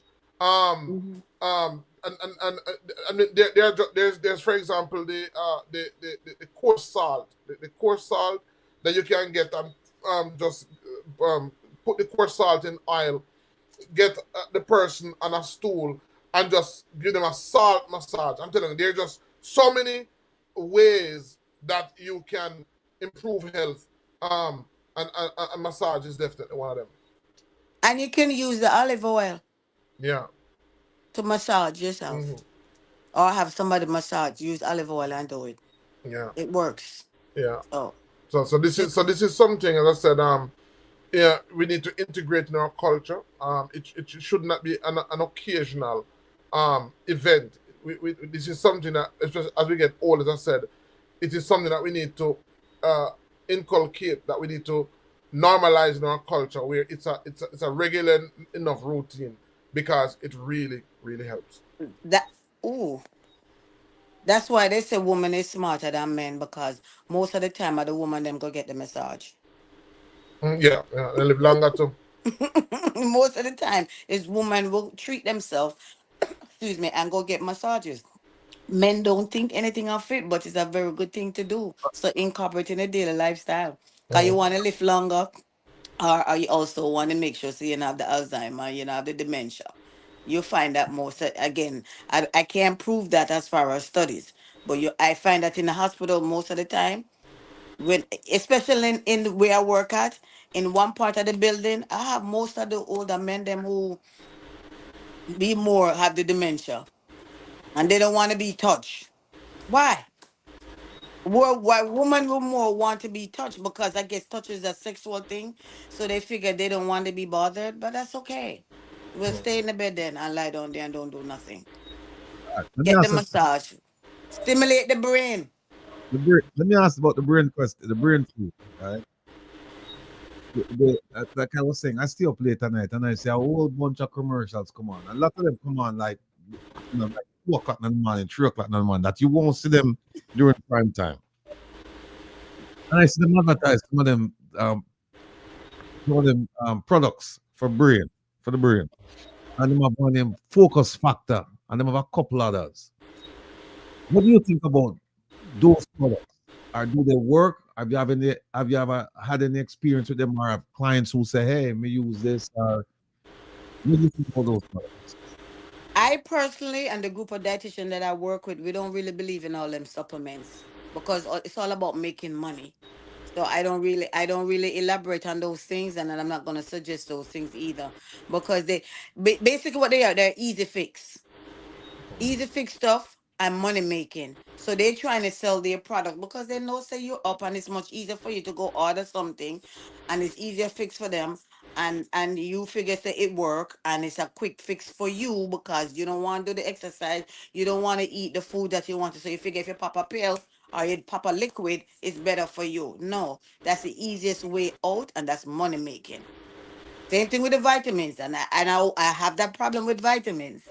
I don't really do the vitamins, and I tell people it's money making.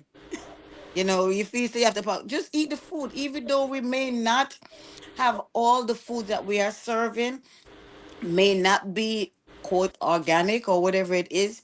It's better that you do that than to start popping these pills. Because when you start popping these pills, those are easy fix stuff. I'm not saying they don't work, but why spend your money on all these supplements? That's somebody else's pocket. They all going into. Just go, and I keep saying, go back to basic. Why you need why you need these things? Did you ever read the back of the ingredients them? If they were so good, why they come on at that time of the morning? That early, then late, like when you stay up 2, 3 o'clock in the morning. Why they not come on during prime time so everybody can see it? It's a hidden factor, huh? The advertisement really cheap at 3 o'clock in the morning. Exactly. It's just like commercial, exactly. Because them time they cheap and people who are up, they figure they want something easier. You No. know, Dr. Ben, what do you think about that? About the brain food, The supplements, yeah, I agree. That your food should be a medicine. Your medicine should Mm-hmm. be a food. But I also Somebody believe have a that question. not all supplements are equal. There are some supplements that are, if you know what they are, you would want to put them in your mouth because they are really sourced from low quality material. But then there are some supplements that you know I don't know a few brands that studies have been done on them that we call them whole foods, and I remember there are a few brands out there that comprises of high quality um, nutrients, but as the word implies, supplement should never replace. It should never Your food. replace your food.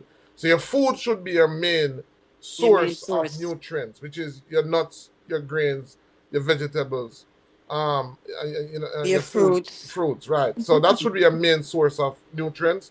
However, because we live in a world where a lot of the foods are woefully inadequate, then if you can find the good brands, and there are good brand supplements out there, some of them are not the ones that are well known.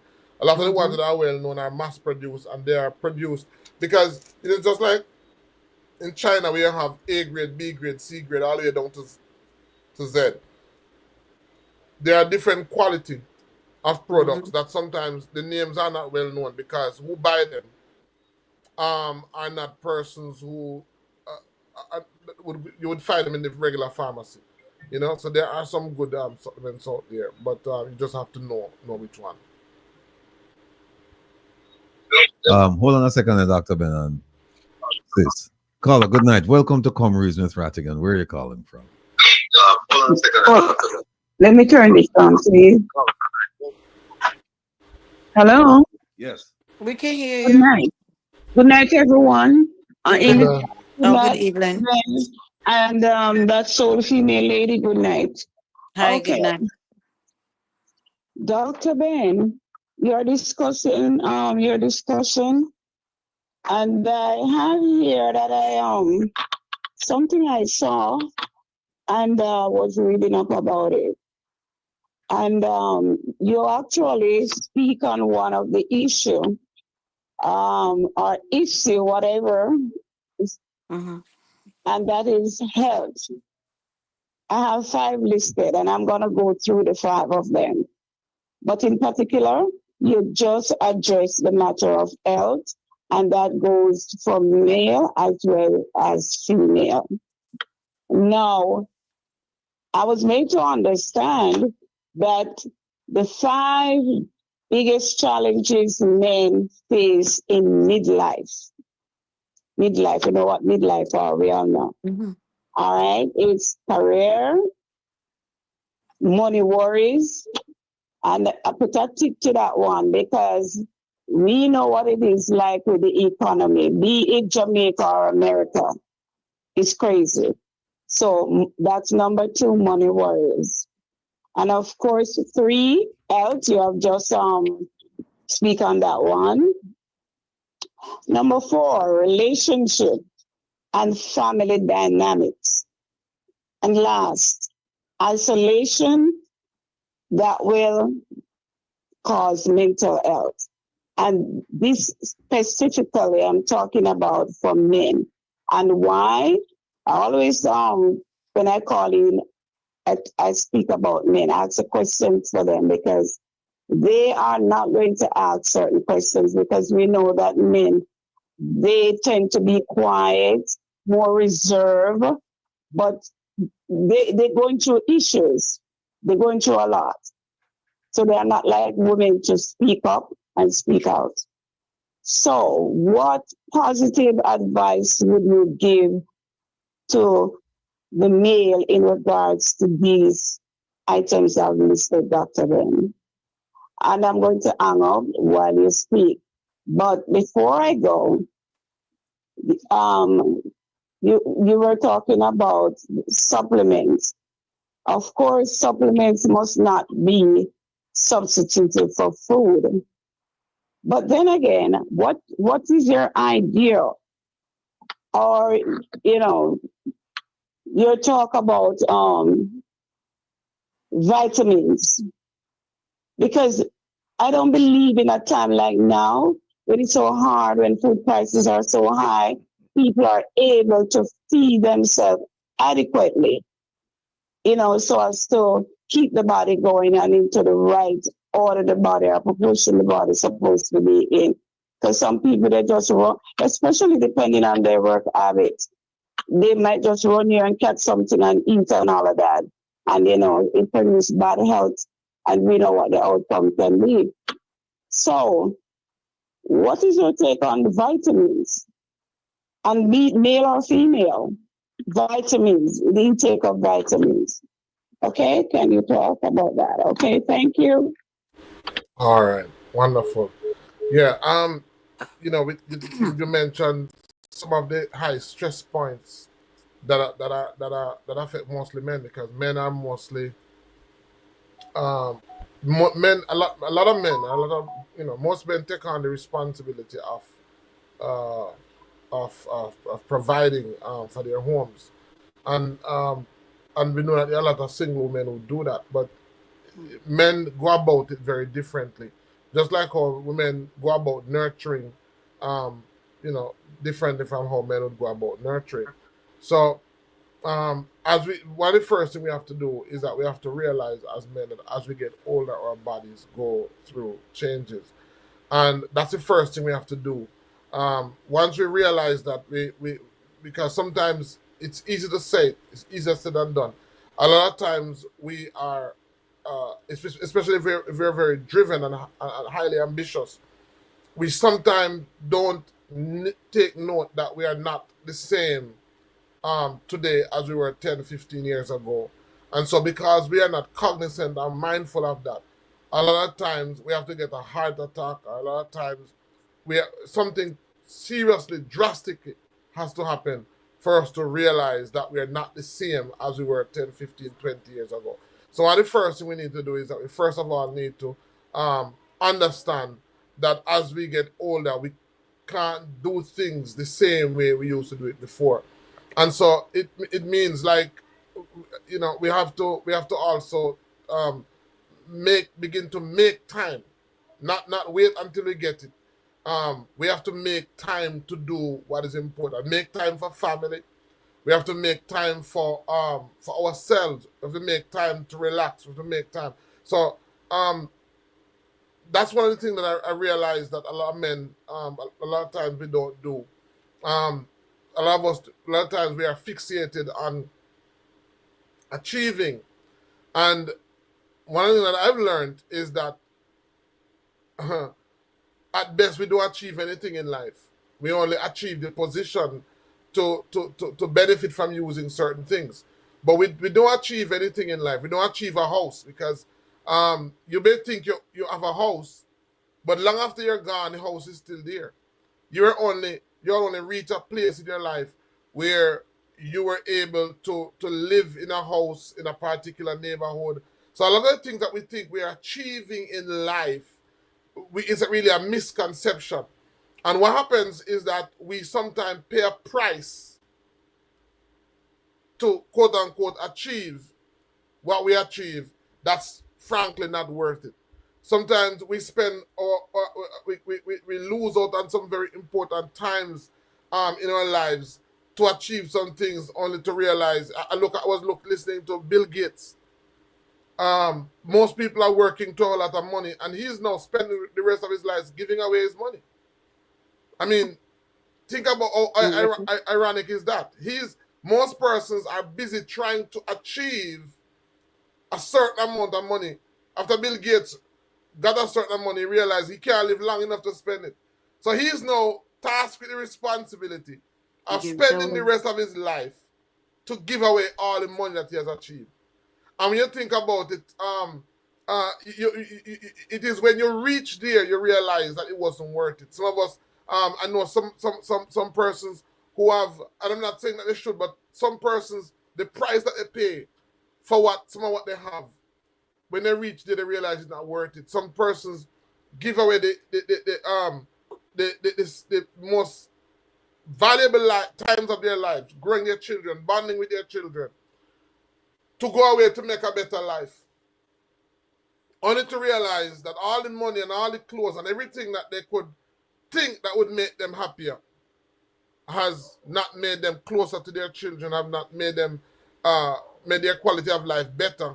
And so really and truly, it is wrong or misconceptions that drive us to some of the decisions that we make.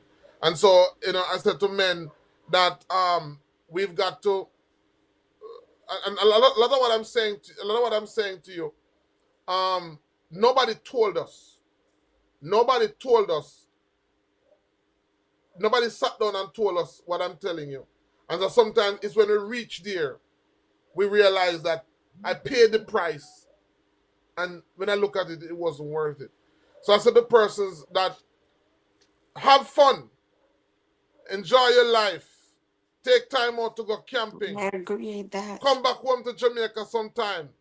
Enjoy some of the sun. Sometimes, if you're already comfortable and you're trying to just go for the moon. Sometimes our definition, we have allowed this system to define success for us and to define what qualifies as success.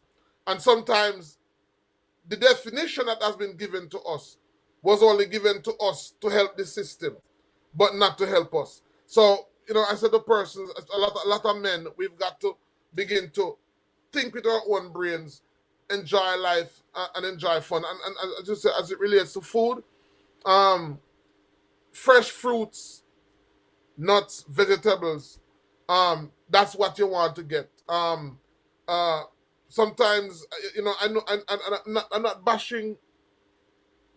I don't want to bash America, but over the last year, I was there a lot, and man, when I see what is there, me know say no one will grudge me, because when I come back and I go back to my river, I am so happy. I enjoy being in the bush. I enjoy being in the mud. I enjoy walking in the rain. I enjoy picking the apples and the mangoes and the this and that. I enjoy walking barefoot.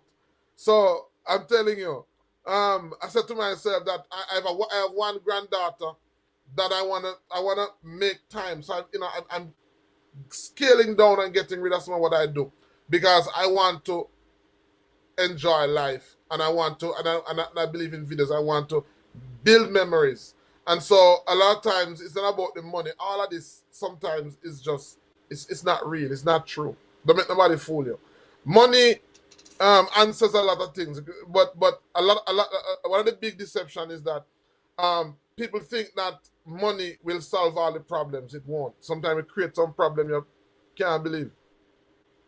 Let me just say that the phone line is open. The numbers at the bottom of the screen.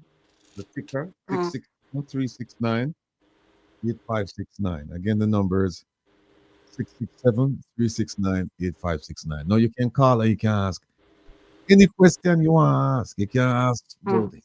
You can ask about education. You can ask about anything you want to ask about. This is your chance for call and ask your questions. Particularly if you have a health question. We have two health professionals here. You can call in and ask. Because it doesn't do any good for kind of like twitching sometimes because sometimes we see it, sometimes we don't see it. But when you call, we can't miss the call it, you know. You understand? So Yeah. on the call, Rattigan, I saw on the screen where somebody had asked about gravy, and they were asking if it come from the word graveyard. I know nothing about that. I read that and I was like, I really couldn't answer that question. If gravy come from graveyard, I don't know. I can't answer that. That's something I have to look up. And so it's something to think about because it's usually served with dead meat. It's But served along. people sometimes do eat gravy on their veg, so it don't have to be dead meat. No, they don't call it gravy that time. They call it sauce. But Okay. usually gravy is served with flesh. So it's something to think about. But yeah, you can make a gravy or a sauce with vegetables or Yes. a fresh vegetable and plain water and season it properly. Yeah, If you yeah. don't know how to do that, go back to basic. Why can't you make your gravy or your sauce from vegetable, celery, onions, carrots, and all that stuff? And put a little water and a little water, salt and pepper, and make your own sauce. Why can't you do that? It doesn't have to come from so animal, a product. But they don't. It's the thing is that they don't refer to in a sauce that's made from uh, raw vegetables or stuff like that as gravy. Gravy is usually referred to something that is cooked up and served along with the meat. That's why they yeah, call it gravy. But it's yeah, something to think about. The English language has a lot of intentional words in there Mm. that are. Well, I'm not being what do you call it though? What's the word? Uh, I'm not being forgot the word. Trying to make trouble. But Mm.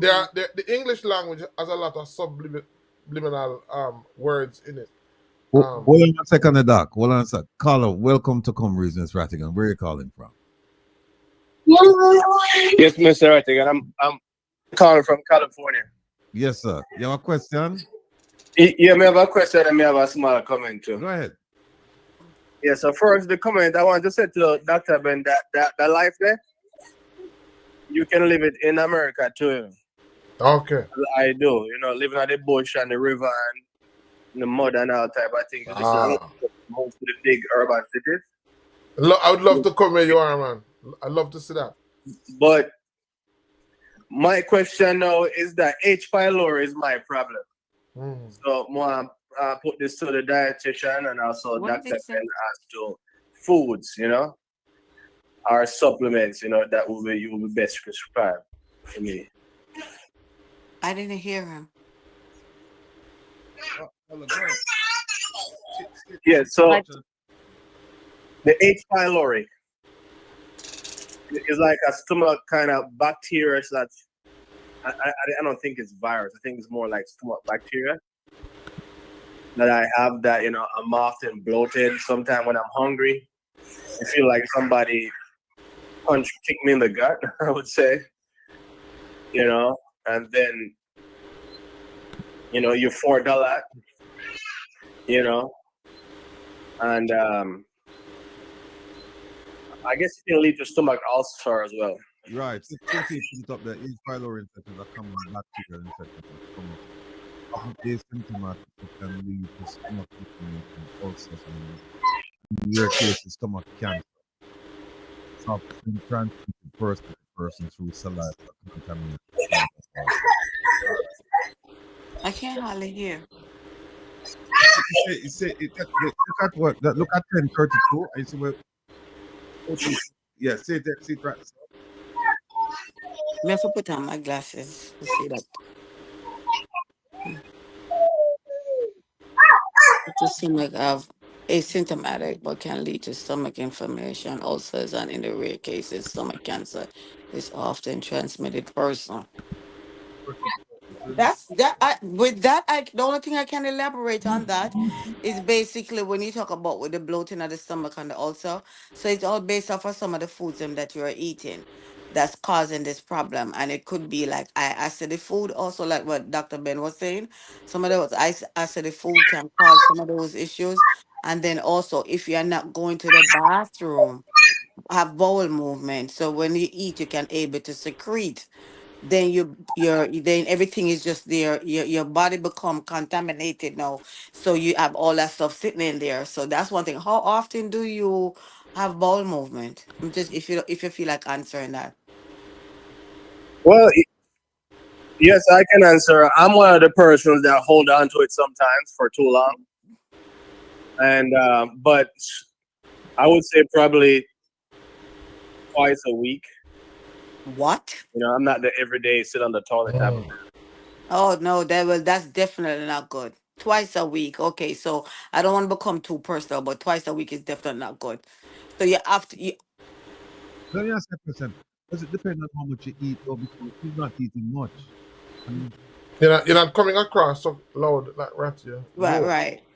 He yeah, said no, I think he said he's not eating much. if he's If not eating much, yeah. he's not eating much, so he's not able to have a bowel movement. So but still, even if you eating say probably once a day.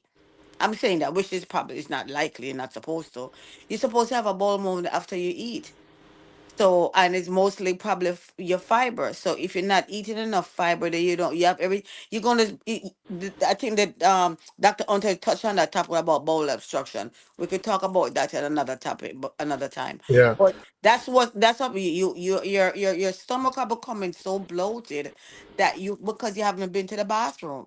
And if you're not having bowel movement, you say twice a week, that is definitely not good. Have you been seeing your doctor? Or taking any kind of medication for that? I've seen doctors. They give me stuff for it. And I do you don't mind elaborating on just one of them? listen. One of the pill or whatever you're taking? Say again. Do you mind elaborating or say which one if you want to? If I might elaborate on what I'm taking. Yeah, what did doctor give you? Um, I don't know the name of it in some scientific name. Let's see if I Okay. find it here. Yeah, well, you definitely have to They, follow up they with your give it to doctor. me and I feel good, but after you start taking it, it's like it just come back again. Right. Are you drinking a lot of water? Not really. Well, well, you have to start again. You got to go back to basic. You got to incorporate water into your diet, and you have to exercise. Also, what you can also do is massage your stomach. Are you a person that drink beers a lot? Beer, drink beer. Let's say again. Do you drink beer a lot? Seldomly, yes, but I do drink beer. Oh, you don't drink beer. Okay, because I was one of the yeast. Yeah, but you see right Now, I'm now, a social drinker, huh? and I'm not out that much socially. So, but yeah, so Okay. seldomly I drink beer. Like I bought a 6 pack like 2 weeks ago, and three still left in the fridge. Okay, well that's not that bad. Yeah, but you have to have your bowel movement and you have to massage your stomach. Remember when Ben was talking about massaging? You got to massage your stomach for sure, cause your intestines and probably not blocked now, or it's not smooth enough so any bowel movement can go through. Even though you're eating a little bit, you're supposed to at least be going to the bathroom twice a week is definitely not a good thing. So I would continue seeing my doctor and seeing a dietitian to see other ways and foods that you can incorporate into your daily needs so you could able to go to the bathroom more often. And then also, if possible, if it's that you don't have an appetite, then you may need an appetite stimulant. And there's a lot of them there in the market for you to open up your appetite so you can eat, so you can able to go to the bathroom, so you don't have this problem with your bloating or your stomach or your stomach feeling like that, and massaging also. So you definitely have to definitely follow up for sure. Yeah. What I would say to the caller is that first of all, so the gut is a habitat for most of the bacteria that is in the body. Good So and bad there bacteria. are two types of bacteria there. So there's a helpful bacteria and a harmful bacteria. Ideally, what you want is a higher population of helpful bacteria and Mm-hmm. a lower population of harmful bacteria. And so, when that balance is not struck, when there's a high level of harmful Yeah. bacteria, and there are Mm-hmm. a number of bacteria that are harmful when their population. Bacteria like Candida, which is responsible for yeast infection. A lot of women who have yeast infection would think that it's a vaginal problem, It's really a stomach problem. When a woman has yeast infection, it's really saying that there's too much yeast or candida in the stomach, and when there's too much, the body has to find somewhere to push it out. So it's to the mouth or to the vagina, any opening or orifice, it tries to use that. Now the Heliobacter or the H pylori bacteria is a bacteria that is in the gut that eats away the walls of the stomach. So if unchecked, if not tended to, it will lead to ulcer. That's what it will do. And the stomach is somewhat fleshy. And so once those bacteria burrow their way into the walls of the stomach, it's very hard to treat, so you have to get rid of it early. So what you need is you need what is called you need herbs, or you can use herbs, or if you're doing um if you're doing a Western medicine, then they're gonna recommend antibiotic. And what I said to the Yeah, person is that so they recommend omeprazole yes, for me. omeprazole. No. Okay. Yes. So they're gonna use an antibiotic. And what they said to persons is that if this is the route that you choose, don't start your antibiotic regimen and go quarter way or halfway. It's better you didn't start it than to start taking antibiotics and not take it off. As a matter of fact, if you think your problem was bad, what you can walk away with if you're not consistent or compliant with your antibiotic medication is far worse. Because bacteria are very intelligent. We're not just talking about stupid organisms in the body. These are highly sophisticated and intelligent organisms who, what they do is they try to adjust and try to configure themselves to live inside the body. And so when you start an antibiotic treatment that is supposed to be a particular course long and you don't, then what you have just done is that you have introduced the bacteria to something that, because it wasn't completed, they would have learned to create or to develop resistance. And so what you run the risk of developing is what is called bacterial resistance. And so if you now go for a second treatment, maybe not it might not be by the same name, but it's the same group or same class of antibiotic. Those bacteria now, because they were given a small amount, because they didn't take the whole batch, you gave them only enough, and because the course wasn't completed, the little that you gave them allowed them to develop resistance. And so that resistance now makes them harder to treat, harder to work with. And so what you're going to have is a far worse condition than you had before. Now, so if that is the course that you choose, then I would say to you, try to be compliant. If you're having any problem, go back to your doctor. If you're choosing a natural alternative, then there are a lot of herbs that are what the class of herb that you want is what we call antibacterial herbs. And there are a lot of herbs out there that are antibacterial, and there are a lot of other natural compounds that you can use that are not necessarily even from herbs, but are natural, that can help to do things that can kill off or bring down the harmful bacteria population to a level that the helpful bacteria colony can take over. You can also treat it by introducing enough helpful bacteria, because ideally what happens is that when you have enough helpful bacteria, they manage the harmful bacteria. So usually when you're having a problem like what you're saying, what is happening to you is that you have far more harmful bacteria than you have helpful bacteria. And so that is why you're in the predicament. So there are natural stuff that you can take that can turn the problem around completely. All right, Also, keep in mind that sometimes No, that's it. Thank you guys very much. I appreciate it. antibiotics sometimes kill the good bacteria in your gut. That's the next thing too. Yeah. Yes. So So but it's that's a why they choice. only give it to you in a small amount. Yeah. That's right. So you're not supposed to be antibiotic for a long time. And some doctors and some people too, you know, and sorry to cut the ratty, but some people they change doctors like how they change the underwear. And sometimes that's another not so good thing to do, because each time you keep on changing, especially if you're in Jamaica, um, um, because in America sometimes they have a central database where even if you change from doctor to doctor, they are able to access that central database, and they are able to see what you were taking prior to coming to them. Mm-hmm. Sometimes in Jamaica, where we don't have that database, you run the risk of each doctor you go to introducing you to a antibiotic, and so you become over prescribed. You know, you become over prescribed on antibiotics, and again, that's another way of developing resistance. Right? That's another way of developing resistance, which now makes it harder for you to overcome or to treat that condition.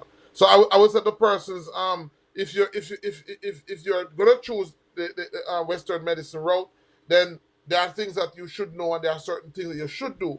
And if you're gonna choose a natural alternative, then there are some herbs and there are some supplements like probiotics and others that you can use to correct the problem and correct it very, very, very, very, very, very easily and quickly. Yeah, like if you're gonna go with any basic food, then you could go with the Greek yogurt. Yeah, the plain yogurt. Yeah, so you Yeah, the can have plain that. yogurt.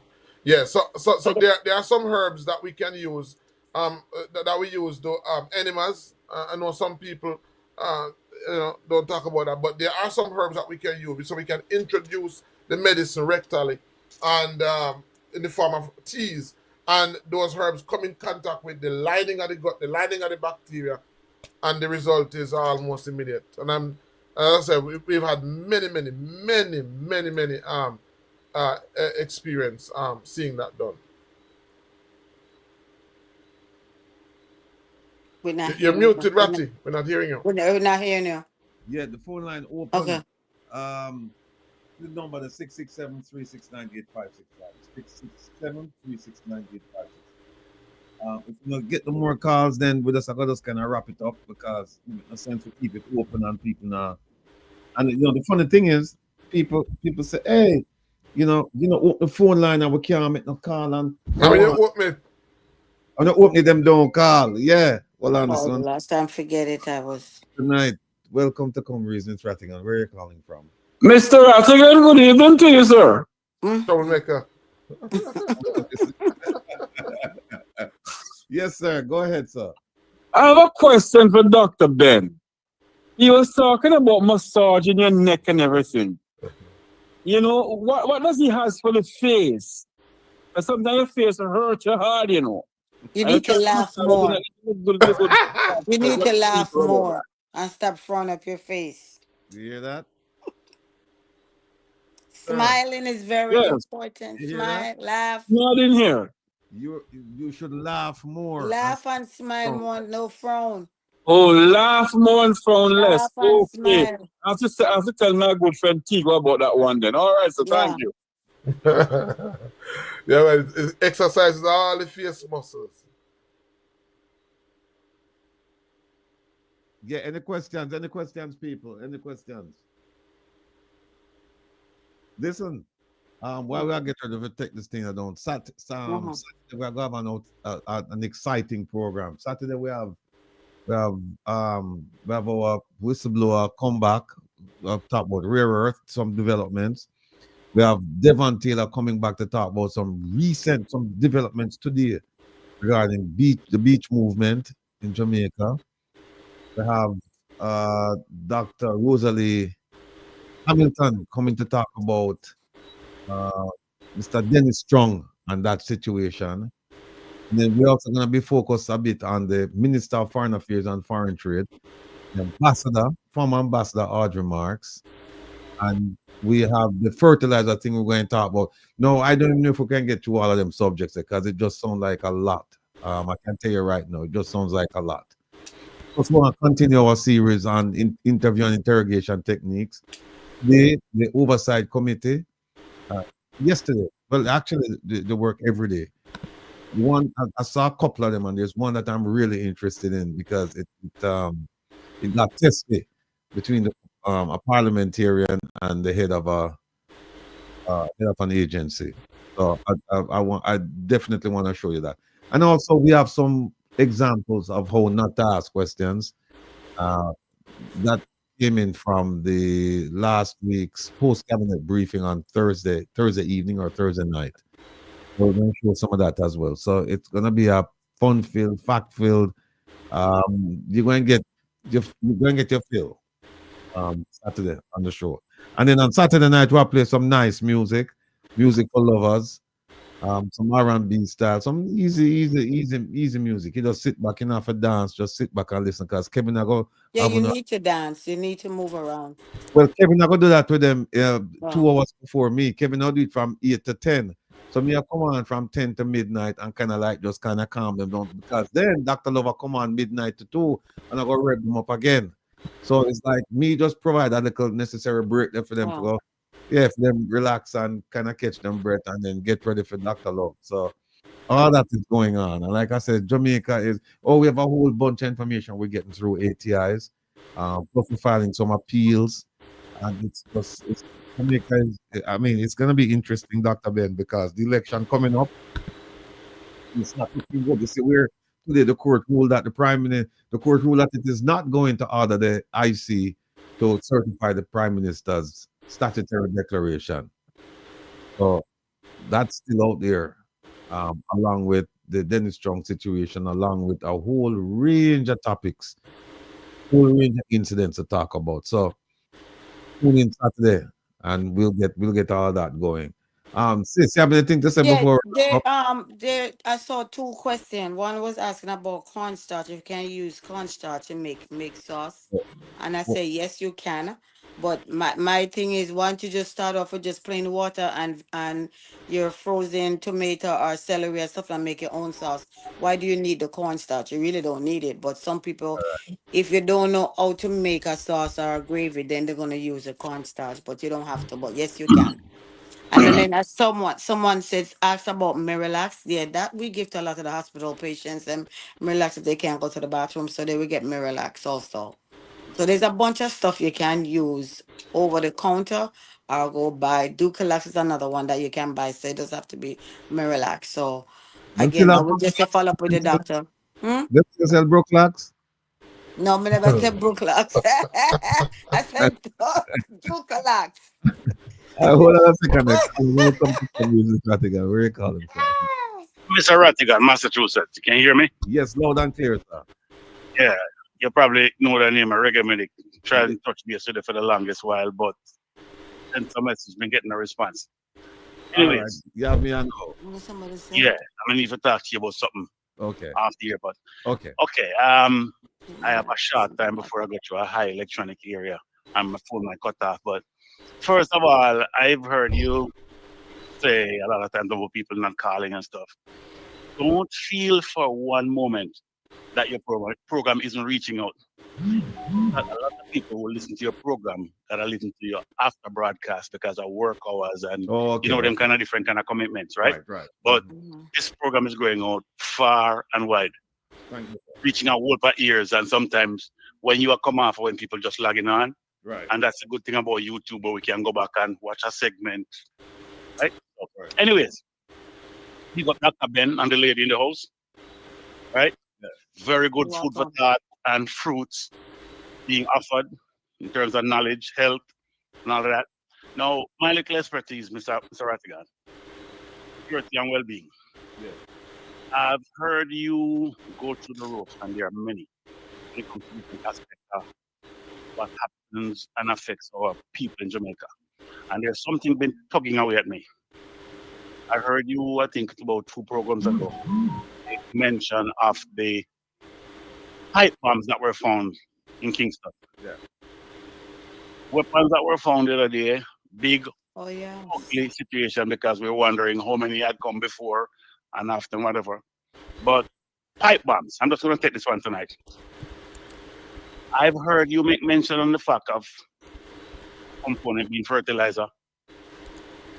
But In some pipe bombs, fertilizers are just used as a means of detonating the stuff, a gas effect. But the real dangers of pipe bomb is the shrapnel. You know the word shrapnel. Yeah, I know. And if you remember, and people can remember, the first effect we have of pipe bomb type things was, I'm not sure if you heard of, some years ago at Premier Plaza, one Christmas when this guy was filling the balloons with helium, well, or whatever here they use, and that thing went out of control. And if you'd seen the decimation there, a lot of people would have understood. And the young people nowadays have no clue as to what happens when pipe bombs go off. And the components of pipe bombs, what they load them with, and when they go off, the kind of damage that they do is just too serious, too damaging for us not to have heard more of that incident where they were found in Jamaica. We never heard of EOD, people, the JDF, no specialists coming in telling us what they were made out of, what they contained, and their disposal or what's been happening. How come we haven't heard? And get to the bottom of this. That's my question for tonight. All right, cool. Yeah. All right, cool. This is all the JSDF. This is how they work. They don't give out a lot of information which they should to the public. Because, for example, something like pipe bombs, they should be notifying the public and say, do a public service announcement. And like the gentleman just said, the damage caused by pipe bombs is devastating.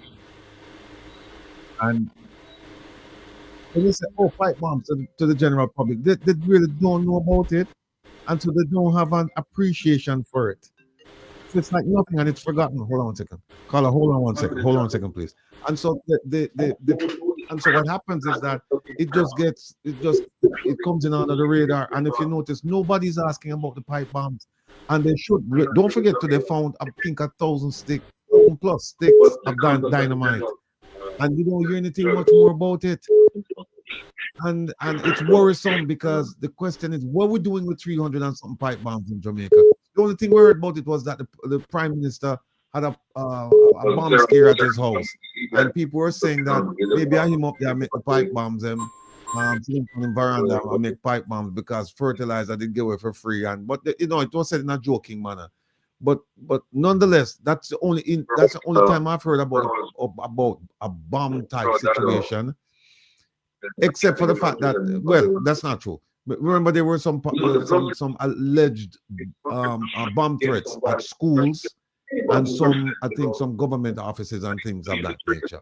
But we haven't seen much. We haven't heard much from the JCF regarding the pipe bombs that they recovered. Is absolutely correct, and this is worrisome. And I'm just hoping that that they don't have more of these things floating out there, because if they have 300 and something in one location, I just shudder to think when I think that maybe they have more elsewhere, and we have an election coming up. So, but we'll talk more about that on Saturday. Caller, good night. Welcome to Come Breeze with Rattigan. Where are you calling from? Hello? Hello.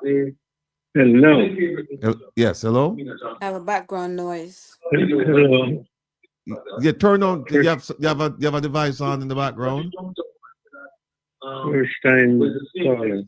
Huh? First time calling. Yeah, you have a radio on or a TV on in the background. Yeah, there will be. You can turn it down for me, please. All right. Hello.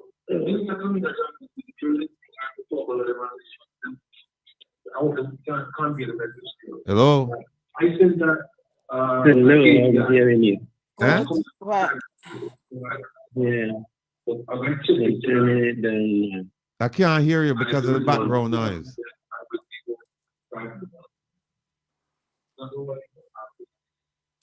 You hearing me now? Yeah. Yeah. Yeah. Yeah, I would like to talk to Mr. Rattigan Yeah, go ahead, of please. ears. Yeah. Huh? Go ahead, please. Yeah.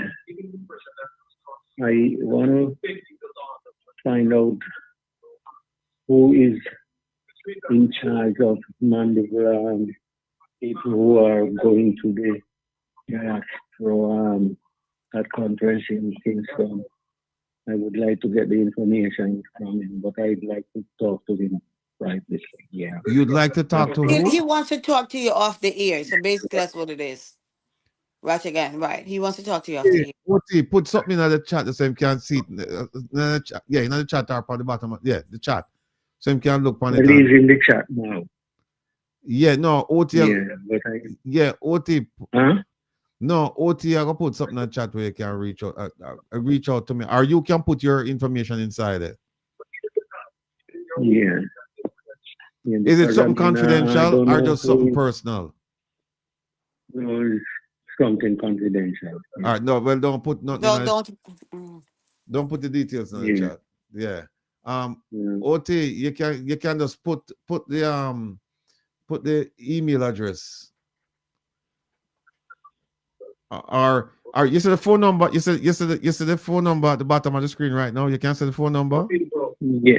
All right. Call me upon that. Yeah, when we come off of here, you can call me upon a number there. Yeah, right. Yeah.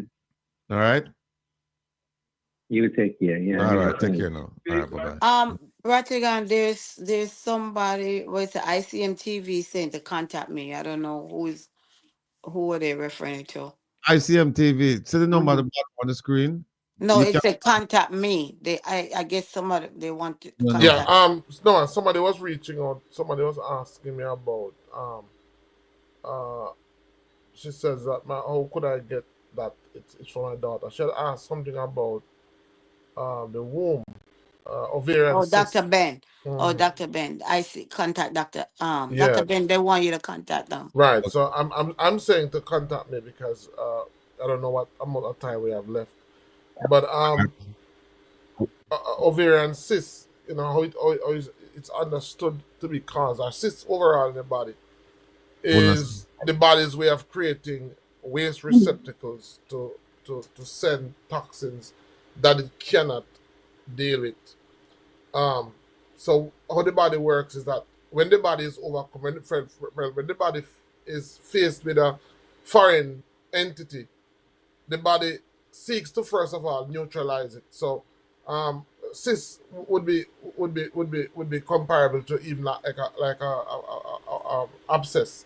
So when the body finds something that is foreign, it tries to neutralize it, and so it sends in its military force, which is its white blood cells. They attack the site, they attack the enemy, they neutralize it, and then basically they build a barrier around the foreign entity.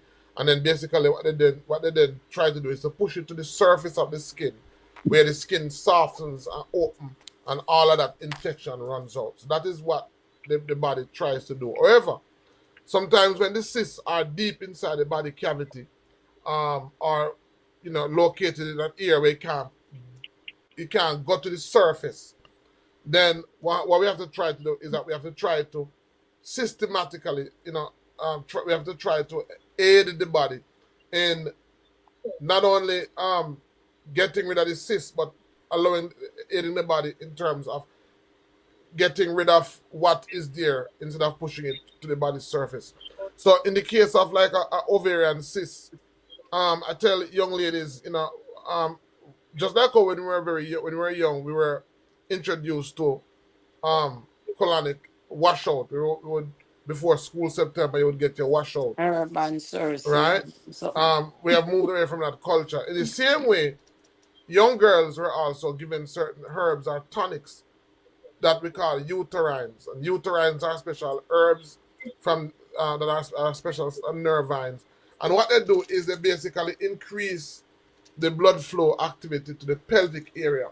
And so by increasing the blood flow to the pelvic area, what you find sometimes is that the woman will have abdominal contractions because the ovaries contract, and whatever fluid is in them makes it ways through the fallopian tubes into the uterus, and it is expelled as some form of discharge. That is why uterines work so well in getting rid of what we call quote unquote black tubes, right? Because of the contraction. So there are certain herbs, and I talk about the class of herbs because depending on where you are, then these are the type of herbs you should ask for. Herbs that are uterine. So in Jamaica, we have herbs like dog blood is a uterine, like vervain is a uterine, like cat's tongue is a uterine. These are herbs that stimulate the ovary, and so when a girl before a young girl develops ovarian cysts, she would have been having signs before that. So I said to persons that most persons don't know what a healthy menstrual cycle looks like. Most girls don't look at their menstrual cycle. They don't examine what is coming out of their body to see or to know when it is healthy from when it is not healthy. And so a normal menstrual cycle should be bright red. So for young girls who don't know, for women who don't know, your menstrual cycle is supposed to be bright red. And so when it is light, it means that you're low in iron. When it is dark, black or purple, it means that the ovary needs it needs cleaning. The womb, sorry, needs cleaning. And so if it is that you ignore that abnormal discolored blood, what is going to happen is that the body, because how the body works, the body is designed to protect itself. And one of the ways that the body protects itself is that when it gives a signal and the signal is ignored, what the body is going to do is the body is going to escalate it. And the body will not stop escalating the problem until it gets your attention. One of the last point of escalation is pain, because usually we can't ignore pain.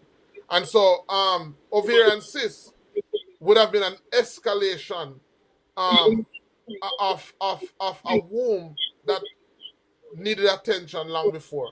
And so for that young woman, we have you can use a herb, or preferably you can use what we call a herbal compound. The difference between a herb and a herbal compound. Herbal compound comprises of more than one herbs that are scientifically or carefully crafted, not scientifically, but carefully crafted to deal with specific areas.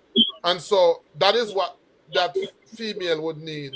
And because that ovarian cyst will lead to infertility, it will lead to a whole heap of other escalated issues. And so what that young lady would need is that she would need herbs that would be used to clean the ovary, clean the cyst. In natural medicine. Oh, go ahead, Ratty. You're saying something? Caller, sorry to keep you waiting. Please welcome welcome to Come Reasons Rattigan. Go ahead, please. Good night, Dr. Ben. Good night. Oh, Miss B. Yeah. Good night, Miss P. Yes, I have a question. Oh, at my age, 55, I am still having a period. Mm-hmm.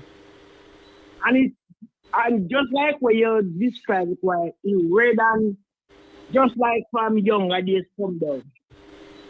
And more time I feel me belly would have jump and give me some jumping. No pain, only a little, little foot. The foot them now have moved, so discomfort. Nothing else. No. Yeah. And the next thing, I take moringa. I may have a lot of moringa and I never see. I want to lose some weight. I may weigh. Yeah, lose it still, because they are 285 and they are 260 now, but my belly still high. I want to take off at my age. But my hogs, at my age, the next birthday will be 56, but we still having a period. Mm. Yeah, sometimes that would have been because what age did you start having a period? Hang up and listen. Well, Miss P, you gone already? Yeah, she said she was gonna hang up and listen. Oh, okay. So sometimes it's based on what age you start having a period, Yeah. but it's No, not unusual. I am here. I am here. No, she's there. She's there. Okay, what age did you start having a cycle? Not 10, 11. Oh, About 10, 11. And an hour. enough. So most people who start that early would have stopped having a cycle already. But it's not unusual. But you don't have it every month. It's inconsistent. Some months it's there, some months it's not there, right? Well, no, when me younger, I just start to come every other month, every 2 months as a child. But now it come every month like a young girl. That way I semi-speed. And and I'm telling you, I went to the doctor, them said nothing to do with me. No do me, but I remember my family tree. Mm-hmm. My grandmother, I didn't get to know her. But them tell me, say, when she in her near like 60, she was still having a period. So, I mean, I wanted to run in the blood, in the family. Yeah. My mother was pregnant at the age of 57. Yeah. My mother will birth me. Wow. It means your estrogen level is still very high, man. So you're and that could very well be something that is hereditary, but it means that your estrogen level is still very high. It means that you're not going to age as normal persons have your Nah, age. you're not funny, you know. Yeah, I'm saying it means that your estrogen level is still very high. The estrogen level is still high, and so you're still flowering, and what it means is that you're not going to age as much as persons of your peer, and that may very well be something that is hereditary. All right. Miss P, you have another question? No, I'm about the moringa. I'm gonna like him Oh, the directly. moringa. All right. How to take it. All right. So moringa is classified as what you call a nutritional herb.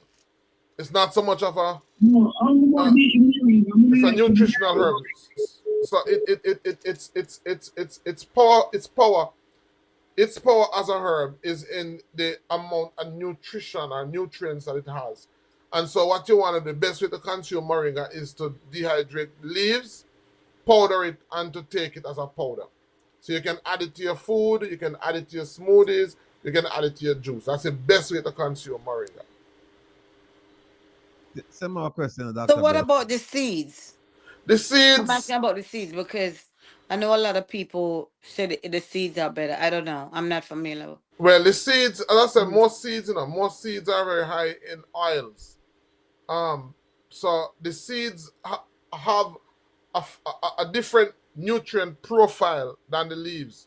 And so the seeds are also very nutritional, but a lot of the nutrients is in the form of oil, and so it's a different profile than that of the leaf. So in terms of a broader nutrients profile, it would be the leaf.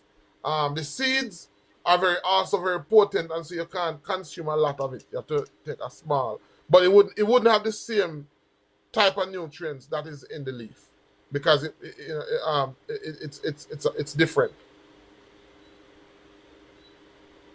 Another question: how do you approach someone with severe borderline Somebody's Jewel Vaz. How do you approach somebody with anxiety? Most people who have anxiety issue, not sleeping, they don't sleep. So the first thing is to try to address the sleeping issue or the sleep concerns. And I said we have herbs like valerian, we have herbs like passion, we have herbs like uh, what do you call it? Yeah, those are the international herbs that are anti anxiety, that are very relaxant. These are the herbs. There are many herbs out there, but the one I mentioned, these are herbs that are like borderline in terms of potent as pharmaceutical drugs. So what you want to do is you first of all want to address the sleep ensure that the person is sleeping and getting enough sleep. You also want to ensure that their brain is sufficiently being nourished. Schizophrenia is a chemical imbalance. So I don't work, and as I said on the show, I don't work a lot with mental ill patients, and I so do. you do, right? So it's chemical imbalance, and so sometimes nutrients alone is not enough. They have to get special intervention that will help to balance those chemicals. Yeah, most of the common one what they give the patients, what I see is the melatonin. They give them Ativan or Risperdal. So there's a lot of different kinds that they give, you know. So it depends on the level, because when you come into the hospital and they ask you some basic questions, it could be whatever. It depends on how you answer, and they you know, and the psychologist will basically intervene and give those medication. So there's a lot of medication that medicine doctors give for the severe anxiety and the schizo But thing. but But a you lot of just one has to be careful though, because also I don't have a problem with prescription medication. mm-hmm. It certainly has its place, but uh, one of the challenges is that a lot of these medications become Oh, hold on a uh, second. they're designed to be prescribed for life, and Yes, yeah, they're and designed to be prescribed for if life. you're off it, then it become a problem. And then also some of those most of those schizo or bipolar medication cause overweight and obesity. Yes, so Yeah, so lot of my patients, them, this is what happened. yeah, So we're not treating them for the obesity per se when they come in. The doctors are more treat them for the psych right, issues, because they have to calm them down first yeah, and medicate them first before they start treating obesity. But I just normally just go with the flow mm, on with those type of patients, because again, where I work at, I'm in charge of that entire building. So yeah, I see them every day. yeah. Uh, So there's a herb called mugwort, and there's a herb called mother's wort. Those are two herbs that are very good for anxiety and depression. hold on one second. Hold on a second. Uh, uh, Freedom and Dorothy not kill me. Not kill me. Anyway, Mhm. Carlo, welcome to Conversation Miss Rattigan. You're Good- live. Yes, Mr. Rattigan, this question is for you. For me, okay. Okay. Yeah, this one, yeah. Mhm. No, Mr. Rattigan, we'll come on to Dennis Strong, because I need to understand that he took the position. Yeah, he So started now, yes. He started on huh? Monday. He started on Monday. Okay, so his situation is similar to what happened with the DPP, the altering of certain information and rules and regulations to have them stay on the job or to get a job. That's a JLP, how they do things. Now, I believe that's deceit in that situation, because there is rules and regulation to apply for the job. And I know there must be other persons who are qualified according to what is laid down there to apply for that job. Now they have altered it to suit Mr. Chung. And I believe that is deceit. That should not have happened. So, Mr. Rattigan, do you think he will face legal repercussion or something like that? Because that's not fair. That's dishonest. How can something like this happen? Yes, it happened. And then for him to accept the position to start working on Monday. All right. How that should ever happen. Let's parse it out. What law did he break? Dennis Strong. Well, I am thinking on the legal side, there's no law for distrust. There's no law say deceit. So perhaps you can help me, being as a lawyer, learned lawyer.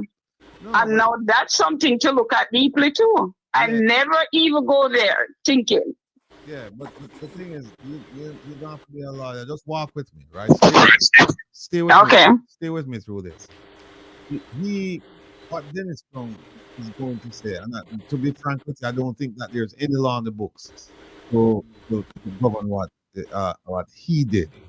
Because what he's going to say is that I applied for a job, and there is no law. There was no law broken for me to apply for a job.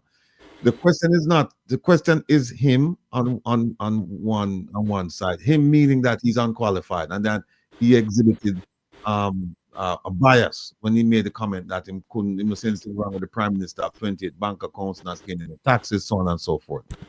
But no law. I submit to you that no law was broken there, because what he's going to say is that they put out a job vacancy in the newspaper and I applied. The question now is, why didn't he apply the first time? Why did they change the requirements the second time? The Services Commission, who put out the application, who did they have conversations with regarding his candidacy or other candidates? There's a lot of questions lingering out there, but a lot of them have to do with the Services Commission and people not paying attention to them. Because the spokesperson for the cabinet, she came out and said, well, there are procedures and the procedures were followed. Well, just because there are procedures doesn't mean that they're gospel. I mean, you can't flawed procedures too. And so I would love to know who witness testimony or polygraph, both, who did the Service Commission members, who did they have a conversation with regarding this man? And if they're the ones who put out the job description, why did they change from November until I think it was published in March? Why did they change it, and why did they take out the law enforcement piece? Lots of questions to ask them. But, right, Mr. Rattigan. No, you hit the nail on the head. This is how I see it, that there was some breaches towards the change. Right? And that's not fair. I am hoping, though, that the PMP look into this thing and take the matter to the court. Because I believe there is potential consequences to be faced right there. Yeah, there is conflict of interest, because when you have a man saying that he don't see anything wrong with the prime minister, though, and then now you put him in charge of the agency responsible for investigating the same things that prime minister allegedly committed, it's going to be difficult for him to be objective and independent. It's going to be difficult. Not saying that he can't, but rather than run the risk, just don't put him there. And then it's the prime minister put him there too. And the prime minister have a case over there. But going back to the original question, which what are the legal consequences for Dennis Strong? I don't see any friend, because his argument is going to be, look, I applied for a job. That's it. Unless you can get information where there was collusion, where he talked to the Services Commission people, they talked to the Prime Minister, they talked to others, and they decided we're going to pull the original application, and we won't select anyone, and then we're going to repost it and take out some of the requirements so that Dennis can fit nicely into it. Well, that's exactly Mr. Rattigan. It is. There's not something legally to say, okay, you have broken the law or something like that. But what was done with the requirements to have this job, things were changed. Yes. Things were changed. And I believe that is a reason for legal consequences. Yeah, but not necessarily against him. Maybe against who did it? Against who did it? Right. So you have to go back and look at the Services Commission and find out, why did you change it? Who did you talk to? When did you talk to them? What did you talk to them about? You know, what were you asked to do? Was there a quid pro quo? Did somebody offer you something for you to? It's a myriad of questions, a whole heap of questions. But I don't know if we'll ever get to that, because we're Jamaica there right now. Everything takes time, Mr. Rattigan. And right. I believe they should tread that path, go after him. Not him, say the person who changed it, who did the interview, and all of that, because they must have known the person, the interviewer, that something happened right there. They have a clear idea of all that was going on, with the situation. All right, So, they're gonna leave. Mr. Carla, come in. Let me just grab the call. Okay. Soon come off. All right. But thanks for all calling. right. All right. Have a good night. Welcome to the news, Mr. Very welcome. Oh, let me ask if Norman still on the I'm phone. here again, Mr. Ratty. Yeah, Mr. Listen, as the lady is speaking about Dennis Strong, look here, it is in the Gleaner, 2008, when in there a JUTC, in getting a mix up with his finger. One, in go waste management. Two, and somewhere a KFC. Three. So what me can't wrap my head around, Mr. Ratty. I will make it otherwise, I mean, go a university. If people don't do a thing we call antecedent, no, a person like that who have three allegedly mixed up with those things, how you should put him in a seat like that without any education background of not with any knowledge of that? Yeah. And does the prime minister this is only the prime minister have to employ a person like that? Does the prime minister have to do what? All right, it's only the prime minister can appoint that person. Yes. They never come to the prime minister. All right. All right, listen me now. When they was talking about constitution reform, these are the things what they are to be checked out. Every job that is available is supposed to go through an agency, and the persons who apply being vetted and tested properly, not aligned to no PNP nor GLP. Well, let me walk that statement in the back. The Services Commission, they put out the notice, right, inviting people to apply for the job, and they tell you what the job description is and all of that. And so the persons then apply, and then there's a shortlisting process, then there's an interviewing process, there's a selection process, and then once the selection is made, then I think the prime minister gets involved with it. I'm not sure where he gets involved, but something like this, a position like this, certainly wouldn't occur without him having some say-so in it or some notification about what's going on. Now, the question is, did they have a discussion about this position, about Dennis Strong filling this position before he put in there for the application? Did somebody talk to him and say, did the prime minister, for example, said to him, look, Dennis, I want to put in for this position. I'm going to talk to the Services Commission. We're going to pull the pending application, and we're going to put it back out with some requirements that would suit your credentials.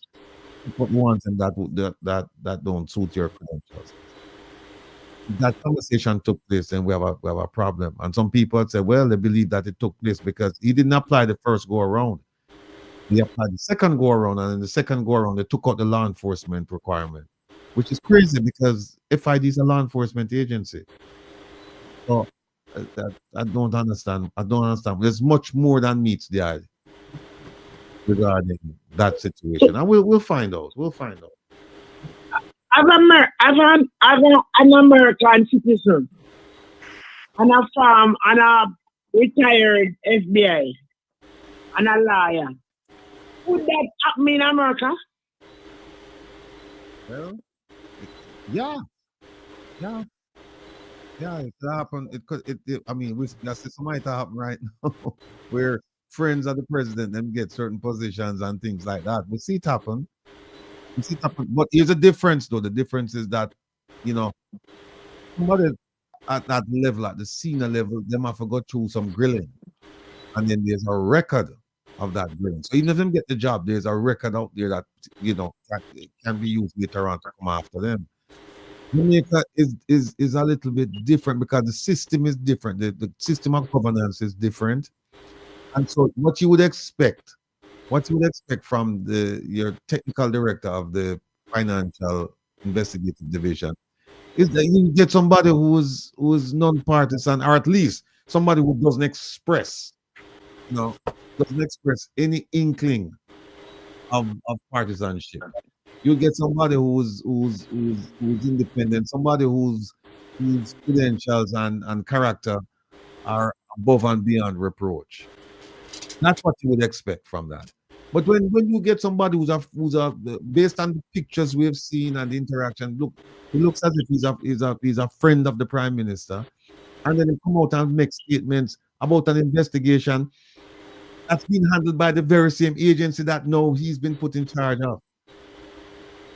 All right. So even if there's no corruption going on there, the appearance is there.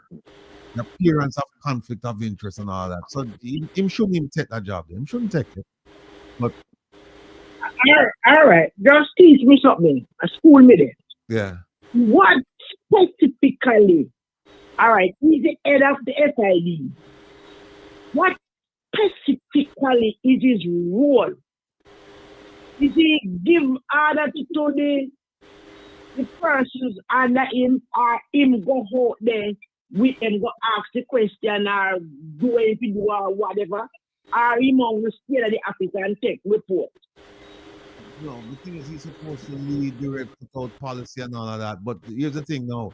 Nobody can stop him if he wanted to get involved in the investigation and say, look, I want to come for the interview.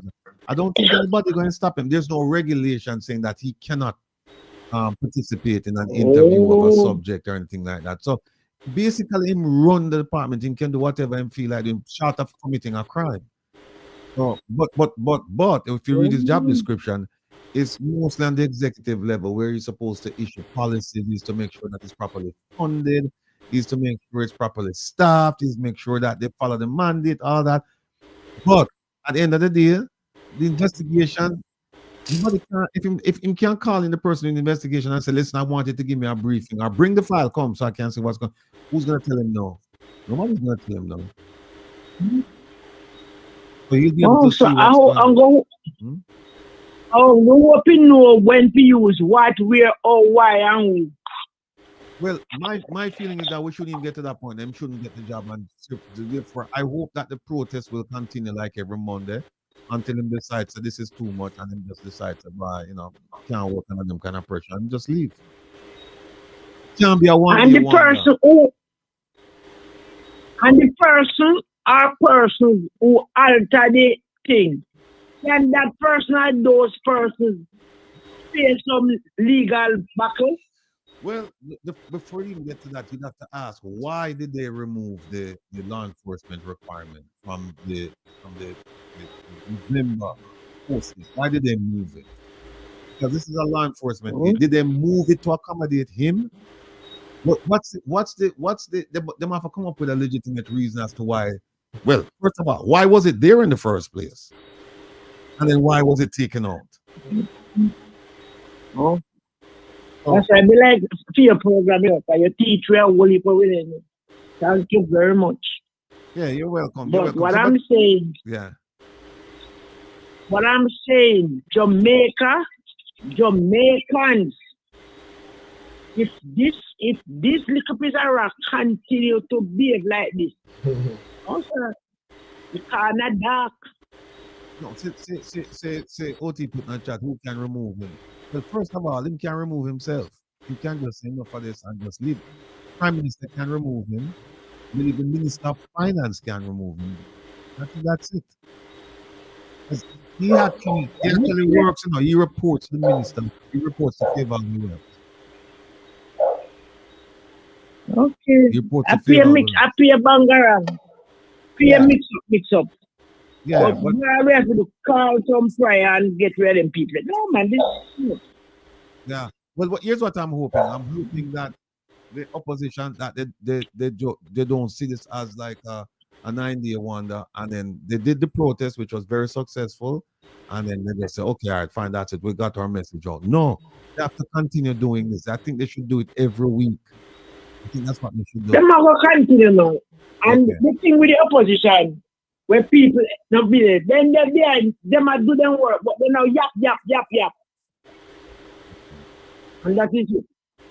Lark, can I ask a similar All right, question to thank you. Okay. All right, Miss P, take care of Thank yourself. you. Your knowledge. Yeah, may I call you later after the program done? Okay, no But problem. take one message to give you. I'm gonna hear your call, man. Okay. All right. Yeah. Lark, can I ask a similar question? What are the legal options to challenge them to get the job if I do? You have to go challenge the process. You have to go say the process was flawed. The government is gonna say that the process was followed, but that's not the same thing as saying the process was flawed. So you can follow a flawed process.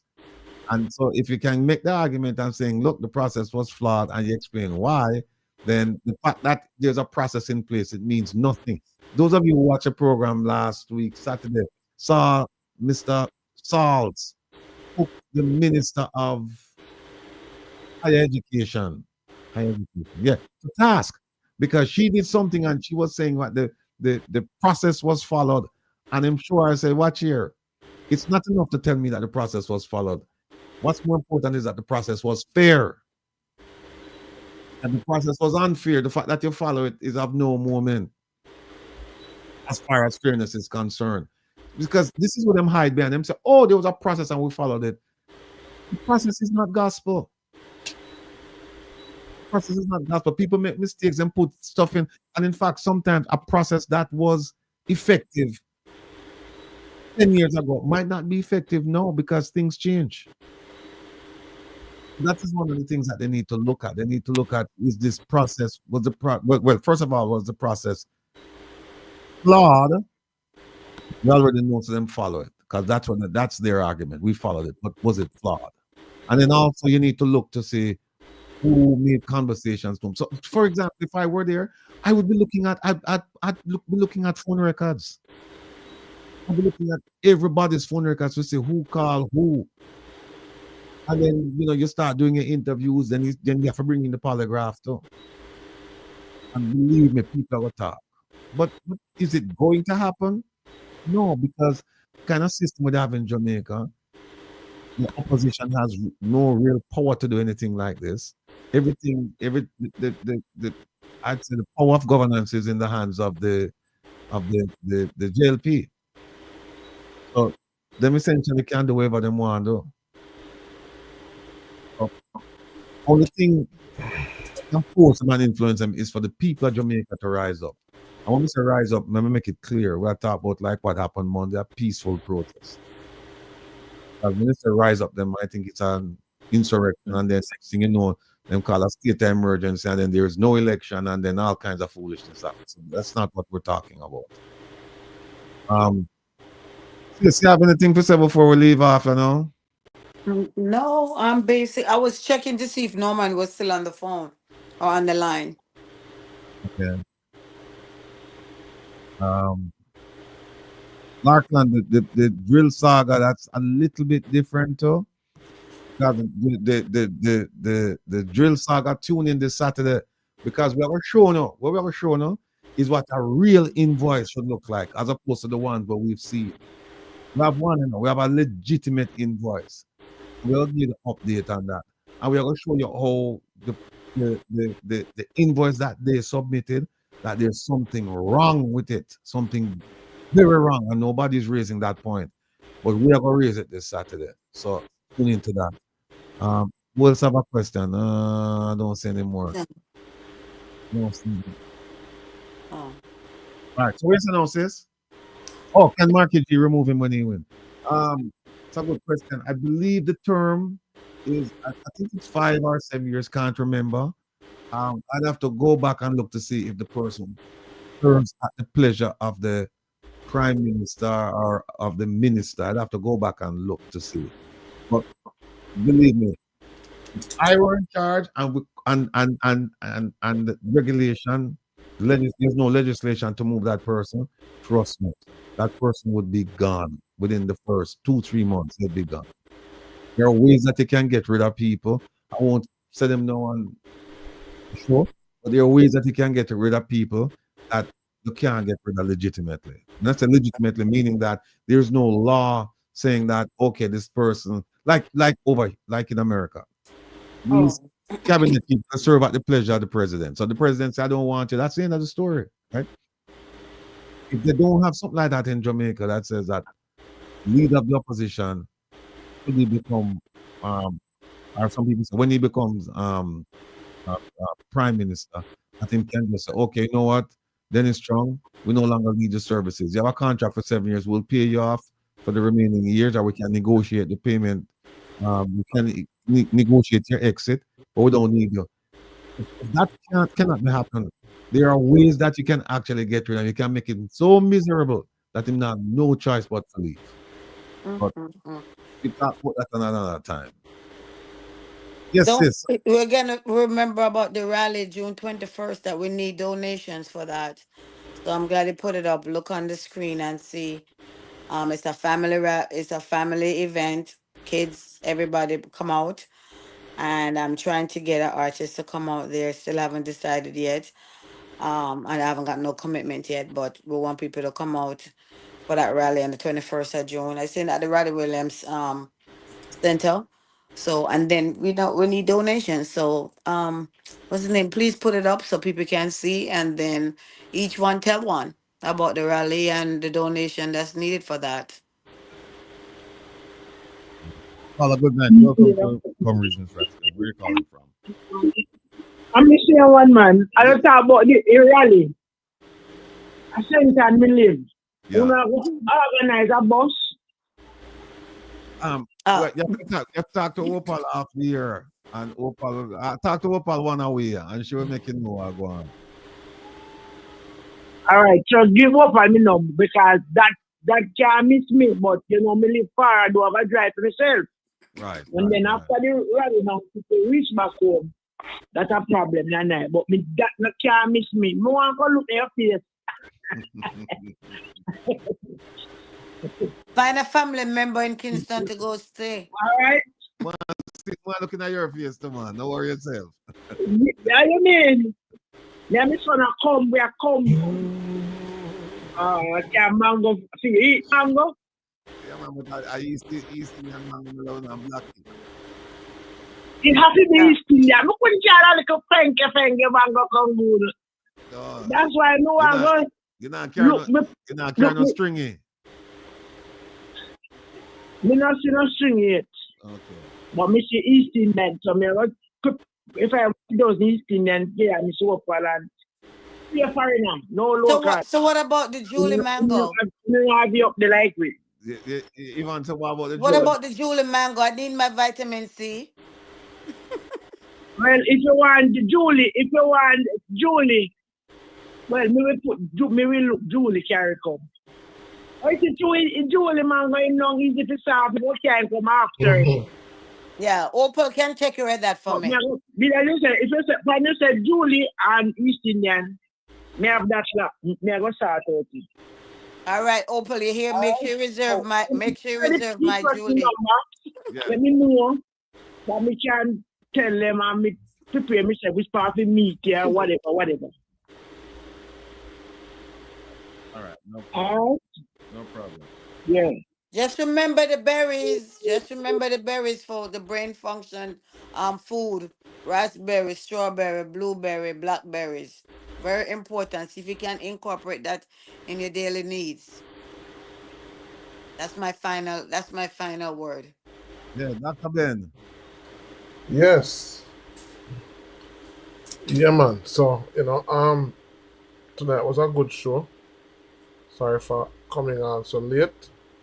But I think we touched a lot of points.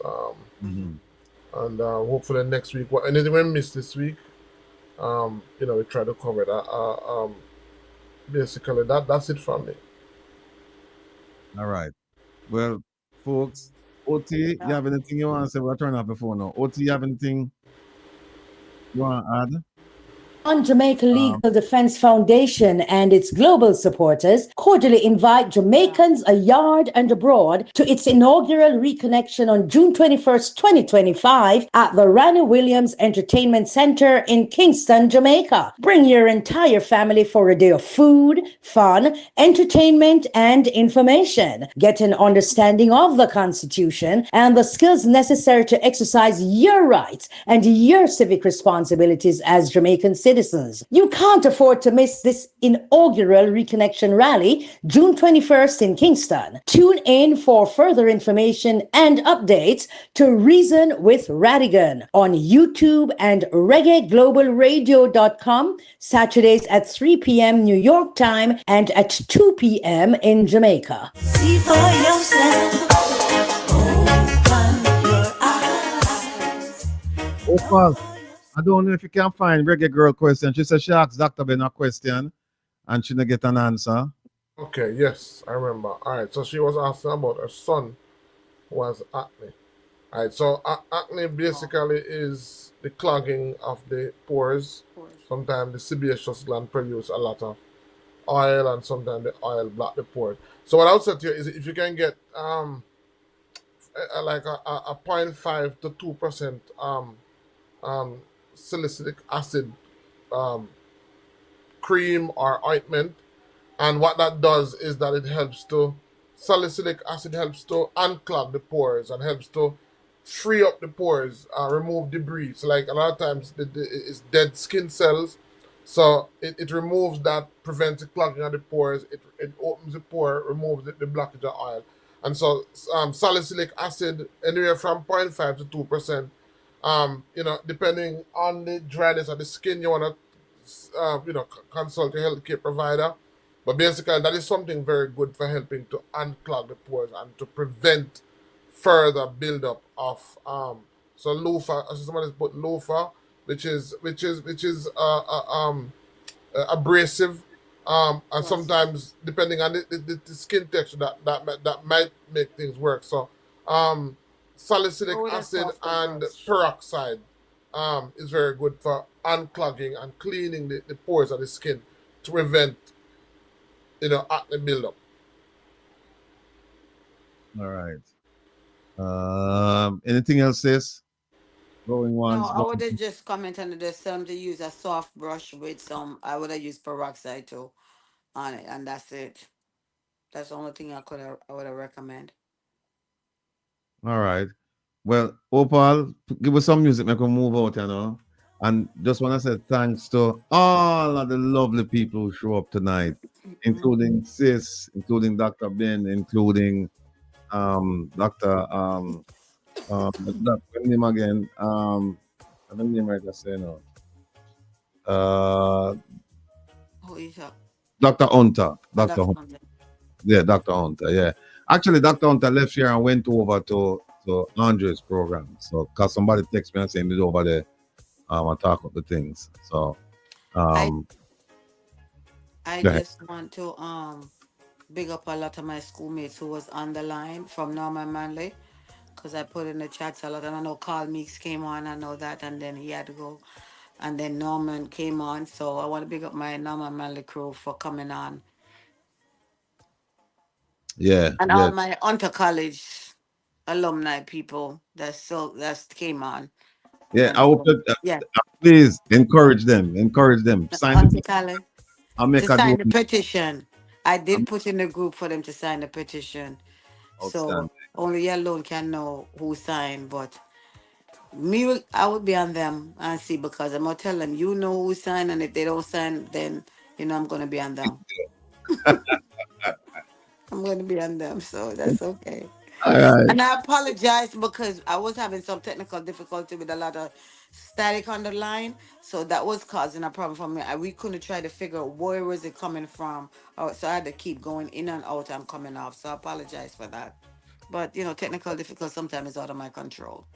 No worries. And people, remember, tune in Saturday. Saturday going to be a lively show, because we started out saying we're not going to have any guests, but we have about 3 or 4 right now, and they're all important. They're going to be talking about significant activities affecting Jamaicans and Jamaica. You cannot afford to miss this Saturday's show. So until we meet this Saturday, take care of yourself and be well. Dr. Ben, we Be talk soon. well. Sis, we talk. All Love you, right. bro. Love you, Good night. bro. Be well. Good night, everyone. Thank you.